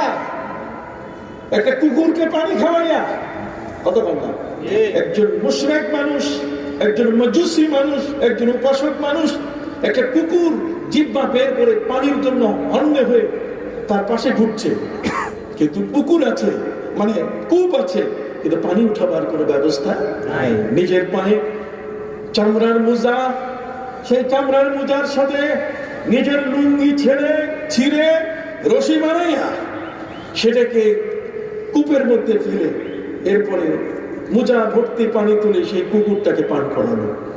যখনই পান করিয়েছে তখন মালিক খুশি হয়ে গেছেন। আল্লাহ বলছেন একে জান্নাত দেওয়া দরকার, কিন্তু জান্নাতে আসার সবচেয়ে বড় বাধা হলো যে সে তো আগুন পূজারী। এই জন্য আল্লাহ তাআলা তাকে সিস্টেমের মধ্যে তাকে প্রথমে কলেমা পড়ার সুযোগ দিলেন। কলেমা পড়ার সুযোগ দেওয়ার পরে আল্লাহ তাআলা তার ওই ভালো কাজটার ওসিলায় তাকে জান্নাত দিয়ে দিলেন। অথচ একজন বড় আমলদার, বড় নেককার মহিলা একটা বিড়ালিকে খাবার দেয় নাই। কতক্ষণ না, বিড়ালিকে পিজুনার মধ্যে বন্দি করে রেখেছে, তাকে পানিও দেয় নাই, খাবারও দেয় নাই। বিড়ালিটা পিজুনায় মারা গেছে। আল্লাহ পাক রব্বুল আলামিন তার সমস্ত ইবাদত ক্যান্সেল করে দিয়েছেন।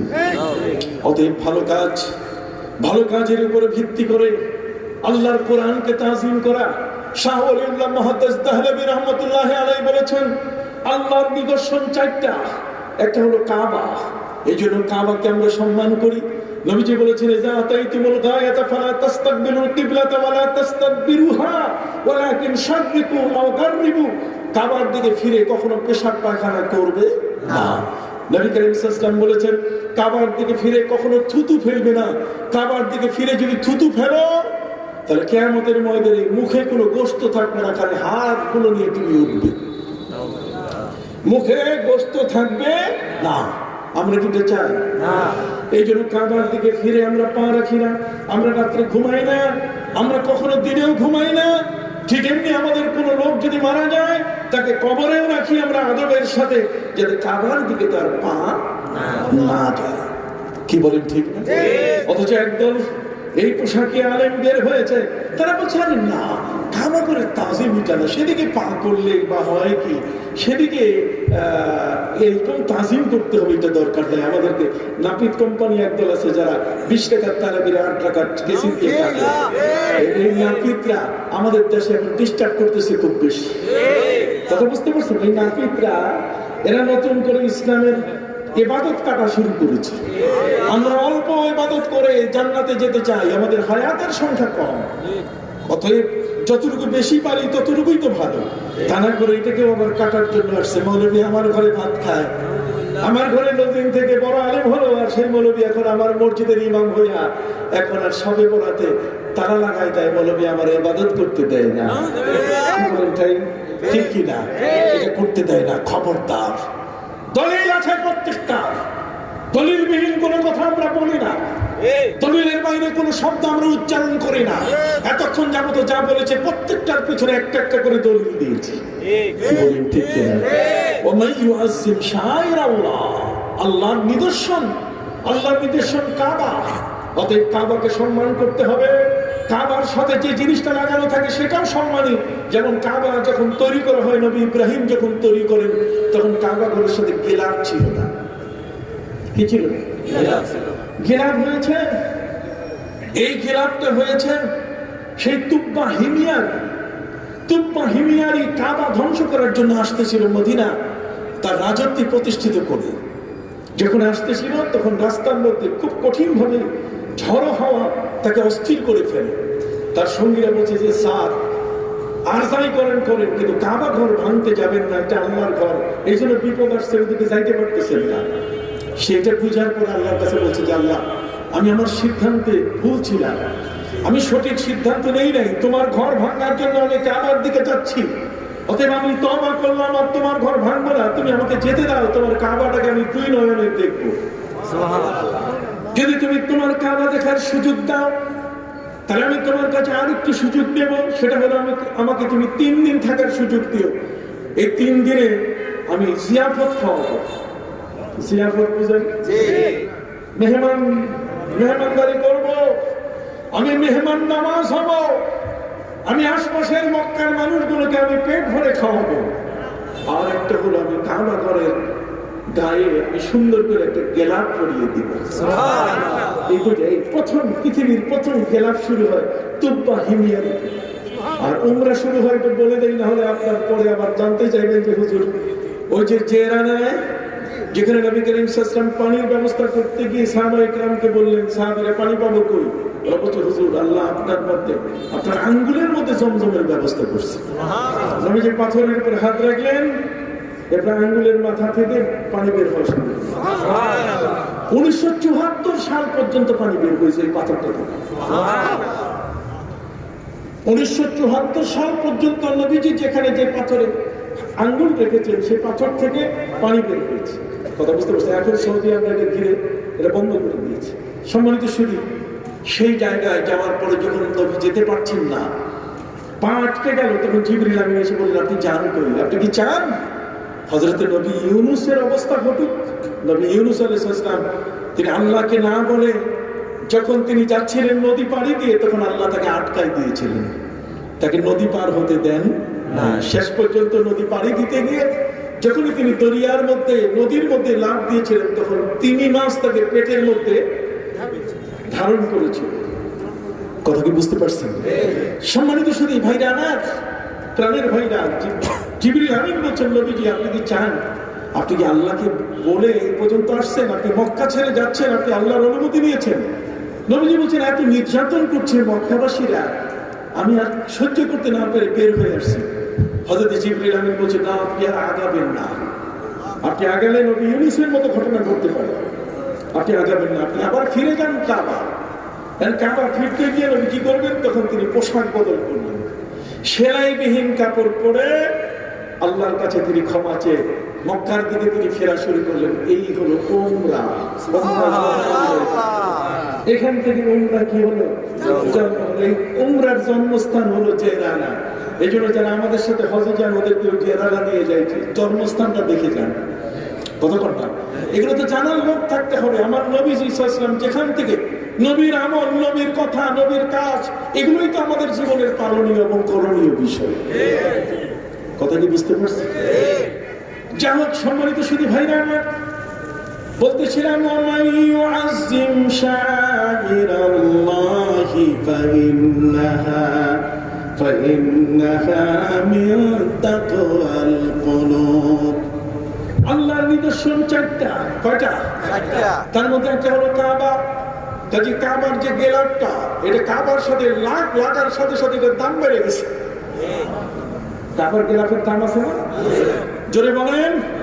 কাবার গেলাপের দাম আছে। কাবা ঘরের যে জুজদানটা, এর উপরে যে কাপড়টা বাঁধা হয়, এটা কি আপনি ফেলে নিচে রাখেন না মানে ইয়ের সাথে কোরআনকে যখন আপনি পড়েন, কোরআনের যে জুজদানটা, এটা কি আপনি ফেলে দেন না এটার সাথে বেঁধে যেখানে কোরআন থাকে সেখানে রেহেলটা পর্যন্ত রাখি? তার এর সম্মান। এই জন্য দেশের হাফিজ ওই মদখোর মানুষটা, কথা বল, মদখোর মানুষটা সে রাস্তার মধ্যে পড়ে থাকা আরবি বিসমিল্লাহির রহমানির রহিম লেখা কাগজটা নিয়ে কি করছে? আলমারির উপর রাখছে। আরবি লেখার তাজিম করার কারণে বিসমিল্লাহ তাসমিয়া শরীফা এর তাজিম করার কারণে আল্লাহ খুশি হয়ে ওই বাগদাদের ইরাকের একজন দরবেশকে আল্লাহ ইলহাম করে দিয়েছেন যে তুমি দেশেরকে বলো যদিও মদ খায় আমি আল্লাহ তার মাফ করে দিচ্ছি। দেখছেন, এই সামান্য একটা কাজ, বেশি লম্বা কাজ না। বিসমিল্লাহকে সম্মান করেছে, তাহলে বিসমিল্লাহকে সম্মান করার কারণে বার্তা চলে আসলো, মেসেজ আসলো আল্লাহর পক্ষ থেকে, এসএমএস চলে আসলো। এসএমএস চলে আসলো, ওলির কাছে বলে দাও আল্লাহ তাকে মাফ করে দিয়েছে। দাঁড়িওয়ালা দরবেশ পাগড়িওয়ালা মানুষ মদের আড্ডাখানায় কোনোদিন যেতে পারে না। দেশের নামের মানুষটা খুঁজতে খুঁজতে ঠিকানা পেয়ে গেলেন, সে এখন মদখানায়, মদের আড্ডাখানায় পড়ে আছে। আল্লাহর হুকুম ইলহাম যার উপরে হয় এটা তাকেই পালন করতে হবে। অতএব উনি ওই মদখানার পাশে গিয়ে ভেতরের মানুষগুলো ডেকে বলছে, শোনো এখানে দেশের নামে কেউ আছে? কাহা আছে? একটু ডাকো, আমি 1 মিনিট কথা বলে যাব। দেশের ওই সময় মদে কঠিন মাতাল, গঙ্গরাজ্য গো করছে। সেখান থেকে সে বেরিয়ে আসলো, জিজ্ঞাসা করছে, কে তুমি? তুমি পাগড়িওয়ালা, তুমি দাঁড়িওয়ালা, তুমি এখানে এসেছো কেন? অবাক থাকবে। দরবেশ বলে দিলেন, শোনো আমি এখানে এসেছি শুধু নির্দেশ প্রাপ্ত হয়ে, আমার আল্লাহ আমাকে নির্দেশ দিয়েছেন, এই কারণে এখানে এসেছি। কি কিসের নির্দেশ, কি আদেশ তুমি পালন করবে? একটা বার্তা, একটা মেসেজ তোমাকে শোনাবো। তুমি কি গত রাতে বিসমিল্লাহির রহমানির রহিম তাসমিয়া শরীফা এমন একখানা কাগজে লেখা ছিল যেটা মাটিতে পড়েছিল, তুমি এটাকে তাজিম করে আলমিরায় রেখেছো? হ্যাঁ রেখেছি। তুমি জানলে কি করে? আমি রেখেছি, তুমি জানলে কি করে? আমি কিভাবে জেনেছি? তোমার জানার দরকার নেই। আল্লাহর পক্ষ থেকে আমাকে আদেশ দেওয়া হয়েছে তোমার কাছে বার্তা পৌঁছাবার জন্য। আল্লাহ খুশি হয়ে তোমাকে মাফ করে দিয়েছে। দেশের বলে উঠল, আমার মতো এত বড় জঘন্যতম অপরাধীকে যদি মাফ করা হয় তাহলে পৃথিবীতে অপরাধী বলতে কেউ নাই। কি বলো তুমি আমাকে? আমার আল্লাহ ক্ষমা করেছেন। হ্যাঁ। তখন তার পায়ে কোনো জুতা ছিল না। কি ছিল না? সবাই বলে না, কি ছিল না? জুতা যদি না থাকে তাকে আরবিতে বলে হাফি। হাফি শব্দের অর্থ হচ্ছে খালি পা। পবিত্র কোরআন মজিদে আল্লাহ বলছেন, ওয়াতারাল মালাইকাতা হাফিনা মিন হাওলিল আরশি ইউসাব্বিহুনা বিহামদি রাব্বিহিম ওয়া কুদিয়া বাইনাহুম বিল হাক্কি ওয়া কিলা আলহামদুলিল্লাহি রাব্বিল আলামিন। সুবহানাল্লাহ বলেন। ফেরেশতারা আল্লাহর আরশকে ধরে আছে খালি পায়ে। ফেরেশতাদের পায়ে কি নাই? জুতা নাই। ওই দেশের হাফি মদের আড্ডাখানা থেকে দরবেশের সামনে যখন এসছে তখন তার পায়ে কি ছিল না? জুতা ছিল না। ঠিক ওই জুতা না থাকা অবস্থায় দরবেশ তাকে বার্তা শোনাচ্ছে যে আল্লাহ তোমাকে মাফ করে দিয়েছে। সে বলছে, আল্লাহ আমাকে মাফ করছেন? কি বলো? যদি আল্লাহ আমাকে মাফ করে থাকেন তাহলে এই অবস্থায় খালি পায়ে আমার মৃত্যু পর্যন্ত আমি চলবো, জীবনে কোনোদিন জুতা পরবো না। কথা বুঝতে পারছেন? আল্লাহ আমাকে মাফ করে দিয়েছেন। আর সেই বার্তাটা আমি শুনলাম, এই মেসেজটা আমি শুনলাম যখন আমার পায়ে কি নাই? জুতা নাই। যতদিন বাঁচবো ততদিন জুতা ছাড়া আমি পৃথিবীতে থাকবো। বন্ধুরা শুনে নাও, আর তোদের মধ্যে আটটাখানায় কোনোদিন ফিরবো না। আমার মতো অপরাধীকে আল্লাহ তাআলা তার কোরআনের তাজিম করার কারণে তিনি আমাকে কি করেছেন? মাফ করে দিয়েছেন। অতএব সেদিন থেকে বেশের হাফি, বেশের সাথে যোগ হলো কি? হাফি মানে খালি পায়ে। বাগদাদের জমিনের মধ্যে এই লোকটা এখন বুজুর্গ ওলিতে পরিণত হওয়া শুরু করলো। আমার আল্লাহ গোটা বাগদাদের জমিনের সমস্ত গরু, ছাগল, ভেড়া, পশু প্রাণীর উপরে নোটিশ করে দিলেন যে আমার বেশের যে পথে হাঁটাচলা করে খবরদার সেখানে পেশাব পায়খানা করবা না। সুবহানাল্লাহ বলেন, সুবহানাল্লাহ বলেন। তাহলে তাজিম করলে এর সুফল পাওয়া যায় কিনা? কাবার চেয়ে মানুষের মর্যাদা বেশি, কথা কম। অতএব জগতের মধ্যে আল্লাহর সৃষ্টির সবকিছুর উপরে আমার নবীর মর্যাদা কি?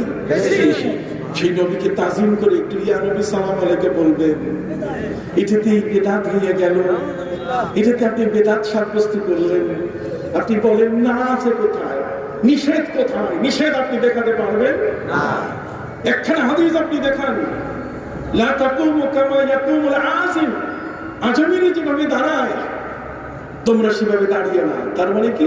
আজমিরা কুর্নিশ করে, তোমরা সেভাবে দাঁড়িয়ে না। এখানে দাঁড়াতে নিষেধ করা হয় না, কথা কথা।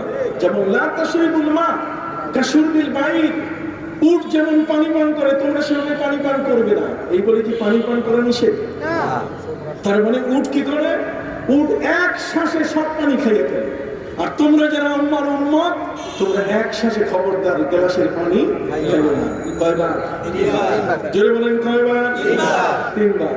নবী যে বলছেন লা তাশরিবুল মা কাশুরবিল হামির, শুরবিল বাইর। বাইর হচ্ছে উট। উট এক শ্বাসে গ্লাসের সব পানি, বালতির সব পানি এক শ্বাসে খাইয়া ফেলে। নবী বলছেন খবরদার তোমরা এইভাবে পানি পান করো না। এটা কি পানি পান করা নিষেধ? নবীজি বলছেন খবরদার আজমিরা যেভাবে কুর্নিশ করে সেভাবে দাঁড়াইও না। তার মানে দাঁড়াতে নিষেধ করেন। তিনি বলছেন কুমু ইলা সাইয়্যিদিকুম, তোমাদের সর্দার আসতেছে সাদ ইবনে মুআয রাদিয়াল্লাহু তাআলা আনহু, এই বিচারের জন্য তোমরা তার সম্মানে দাঁড়াও। হাদিসের মধ্যে আছে। কাজে সম্মানে দাঁড়াতে কোনো কি ত্রুটি আছে? না। সম্মানিত শুধু এই জন্য আমি বলবো নবীর সম্মান। ওয়া ইউআযযিম শাআইরাল্লাহ, আল্লাহ তাকে নেয়ামত ঘোষণা করেছেন, ওয়াজকুরু নি'মাতাল্লাহি আলাইকুম ইজ কুনতুম আ'দান ফাআল্লাফা বাইনা কুলুবিকুম ফাআসবাহতুম বিনি'মাতিহি ইখওয়ানা। নবীর কারণে ভ্রাতৃত্বের বন্ধন তৈরি হয়েছে। সেই নবী সাল্লাল্লাহু আলাইহি ওয়াসাল্লাম তার নামের শুরুতে তার রাসূলুল্লাহ শব্দ পর্যন্ত কেটে দিয়ে তিনি চেয়েছিলেন যাতে মক্কার মানুষের সাথে আমার সমঝোতা হয়। রাসূলুল্লাহ আমি কেটে দিতে রাজি আছি, সারা জগৎ রাসূল না বললেও আল্লাহ রাসূল বললেই কি যথেষ্ট। তার সেই নবী কত বড় কম্প্রোমাইজিং দৃষ্টিভঙ্গি নিয়ে পৃথিবীর মানুষের সাথে তিনি আপোষ করেছিলেন। সুবহানাল্লাহ। সেই নবীকে যত বড় করে তুলবো, ওয়ারাফা'না লাকা যিকরা, ততই শুধু তার মর্যাদা নয় বরং আমাদেরও কি মর্যাদা বেড়ে যাবে। পৃথিবীতে বহু আয়েশা আছে, বহু আয়েশা আছে, সে আয়েশার কোনো মূল্য নাই। কিন্তু আবু বকর সিদ্দিকের কন্যা আয়েশার দাম অনেক বেশি। মা কেন? যেহেতু আমার নবীর স্ত্রী হওয়ার সৌভাগ্য লাভ করেছে। বহু পিতা আব্দুল্লাহ আছেন, কিন্তু সেই পিতা আব্দুল্লাহর এত মর্যাদা নাই। কিন্তু আমার নবীর পিতা হওয়ার কারণে আব্দুল্লাহর দাম কি বেড়ে গেছে।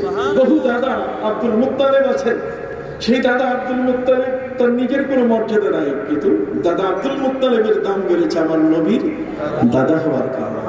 পৃথিবীতে বহু উম্মত আছে, আল্লাহ তাদেরকে সেই সুযোগ দেন নাই। আজকে কাবার হজ আমাদেরকে দিয়েছেন, কাবার কিবলা আমাদেরকে দিয়েছেন।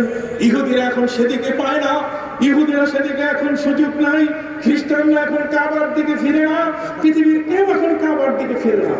নবী ইব্রাহিম আলাইহিস সালাম যে কাবা তৈরি করেছিলেন, সে কাবা তো আল্লাহ আমাদেরকে দিয়েছেন। কথা বলেন, সেই আরাফাত তো আমাদেরকে দিয়েছেন। পৃথিবীতে গুনাহ মাফ হয়ে আমরা যেন একজন জান্নাতি, আমরা নিষ্পাপ হয়ে যেন কবরে যেতে পারি, সে ব্যবস্থা হয়েছে কিনা। এই জন্য আমি আমার ভাইদের খেদমতে আরজ করতে চাই, জগতের মধ্যে আল্লাহ পাক রব্বুল আলামিন এই পৃথিবীতে তিনি আমাদেরকে পাঠিয়েছেন, কোরআন আমাদেরকে দিয়েছেন। কাজে কোরআনের নীতিমালা অনুযায়ী চলতে হবে, এই বিশ্বাস আমাদের মধ্যে রাখতে হবে, কোনো ত্রুটি করা যাবে না। অতএব ওই উট পাখিটা, একটা হলো উট, একটা কি পাখি। উট পাখি দুটো একসাথে হয় কেন? উট পাখি দুইটা একসাথে হয় কেন? এই জন্য উটকে বলছে রে উট, পাখিটাকে বলছে উট পাখি তোমার পিছনে তোমার উপরে কিন্তু বোঝা দিব এখন। وتحمل أثقالكم إلى بلد لم تكونوا بالغيه إلا بشق الأنفس, তোমার উপরে আল্লাহ তাআলা আমাকে তো বোঝা দেওয়ার জন্য বলছেন, অতএব তোমাকে আমি বোঝা দিব এখন। উট পাখি বলে যে না, আমি তো উট না, আমি পাখি। যখন পাখি তাহলে আকাশে উড়ে, যখন তাকে আকাশে উঠতে বলা হয় তখন বলছে না, আমি আকাশে উঠতে জানি না, আমি তো উট। আমি কি? উট। এই উট পাখি এটা এই বছরে 24টা ডিম দেয়। কয়টা? 24টা।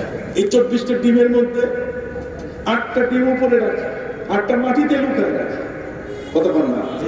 আর 8টা, এই যে 8টা, 8 8 16 আর 8 কত? 8টার উপরে সে তা দেয়, 8টার উপরে তা দিয়ে 21 দিনে বাচ্চা ফুটায়। কতক্ষণ? বাচ্চা ফুটানোর পরে বাচ্চাগুলো খাবে কি? ওর তো কোনো নানা বাড়ি নাই। অতএব যে ডিমগুলো রোদের মধ্যে রেখেছে সেগুলোকে ভেঙে ভেঙে যখন খাওয়ায়, এই খাওয়াইতে গেলে তখন মুহা করে করে বাচ্চাগুলো খায়। খাওয়ার পরে এই বাচ্চাগুলো পরে আর লিকুইড খেতে চায় না, তখন মাটির নিচে ঢুকানো 8টা ডিম বের করে এগুলোকে চতুর্দিকে ছড়িয়ে দেয়। পোকা যখন এসে খাইতে তখন পোকা ধরে ধরে বাচ্চাগুলোকে খাওয়াইয়া বাঁচায়। একটা উট পাখিকে আল্লাহ কত বিজ্ঞান দিয়েছেন, সুবহানাল্লাহ বলেন। সেই উট পাখি পৃথিবীর পাখিরা বুঝে। কোকোনাস পাখির কথা বলেছিলেন, এই কোকোনাস পাখি এটা চন্দন কাঠ জোগাড় করে 80 বছর বয়স যখন হয় তখন পাখিটা মরার জন্য প্রস্তুতি নেয়। ফাল্গুন চৈত্র মাসে এটা যেন শুকিয়ে ঢং ঢং বাজা শুরু করে, তখন তার উপরে বসে এই পাখিটার নাকের মধ্যে 27টা ছিদ্র আছে, তখন সুরের লহরে দিয়ে সে সুর দেওয়া শুরু করে। ও সুরের ব্যঞ্জনায় চন্দন কাঠের মধ্যে আগুন লেগে যায়। আগুন লেগে গেলে পাখিটা আত্মাহুতি দেয়, আগুনে পুড়ে ছাই হয়ে যায়। এই ছাইগুলো চতুর্দিকে ছড়িয়ে পড়ে বাতাসে। এর কোনো প্রজনন পদ্ধতি নেই, এটা পেটের বাচ্চা রাখে না, এটা ডিমও পারে না, অথচ তার বংশ আল্লাহ ঠিক রাখে। কেমনে? সেটা রয়েছে ছাইগুলো চতুর্দিকে ছড়িয়ে পড়ে। পৃথিবীর প্রথম বৃষ্টি যখন পড়ে, এই বৃষ্টির ফোঁটাটা ছাইয়ের সাথে যোগ হলে এক একটা কোকোনাস পাখি তৈরি হয়ে যায়। কথা কি বুঝতে পারছি? তাহলে আল্লাহ পাক রব্বুল আলামিন এই সব কুদরতি বিষয়গুলো তার কোরআনে রেখে দিয়েছে, আমরা পড়ি না। কোরআনের কোনটা নেই? বিজ্ঞান আছে, তার নবীর পরিচয় আছে, তার নবীর ভালোবাসা আছে। অত আজিরুহু অত আকিরুহু, নবীকে সম্মান করতে হবে কিভাবে? ওমা আরসালনাকা ইল্লা রাহমাতাল লিল আলামিন, রাহমাতুল লিল আলামিন। আল্লাহ বলেন আমি রব্বুল আলামিন। আলামিনের যত পরিধি, রহমতুল লিল আলামিনেরও ওই আলামিনের পরিধি কি তত বড়।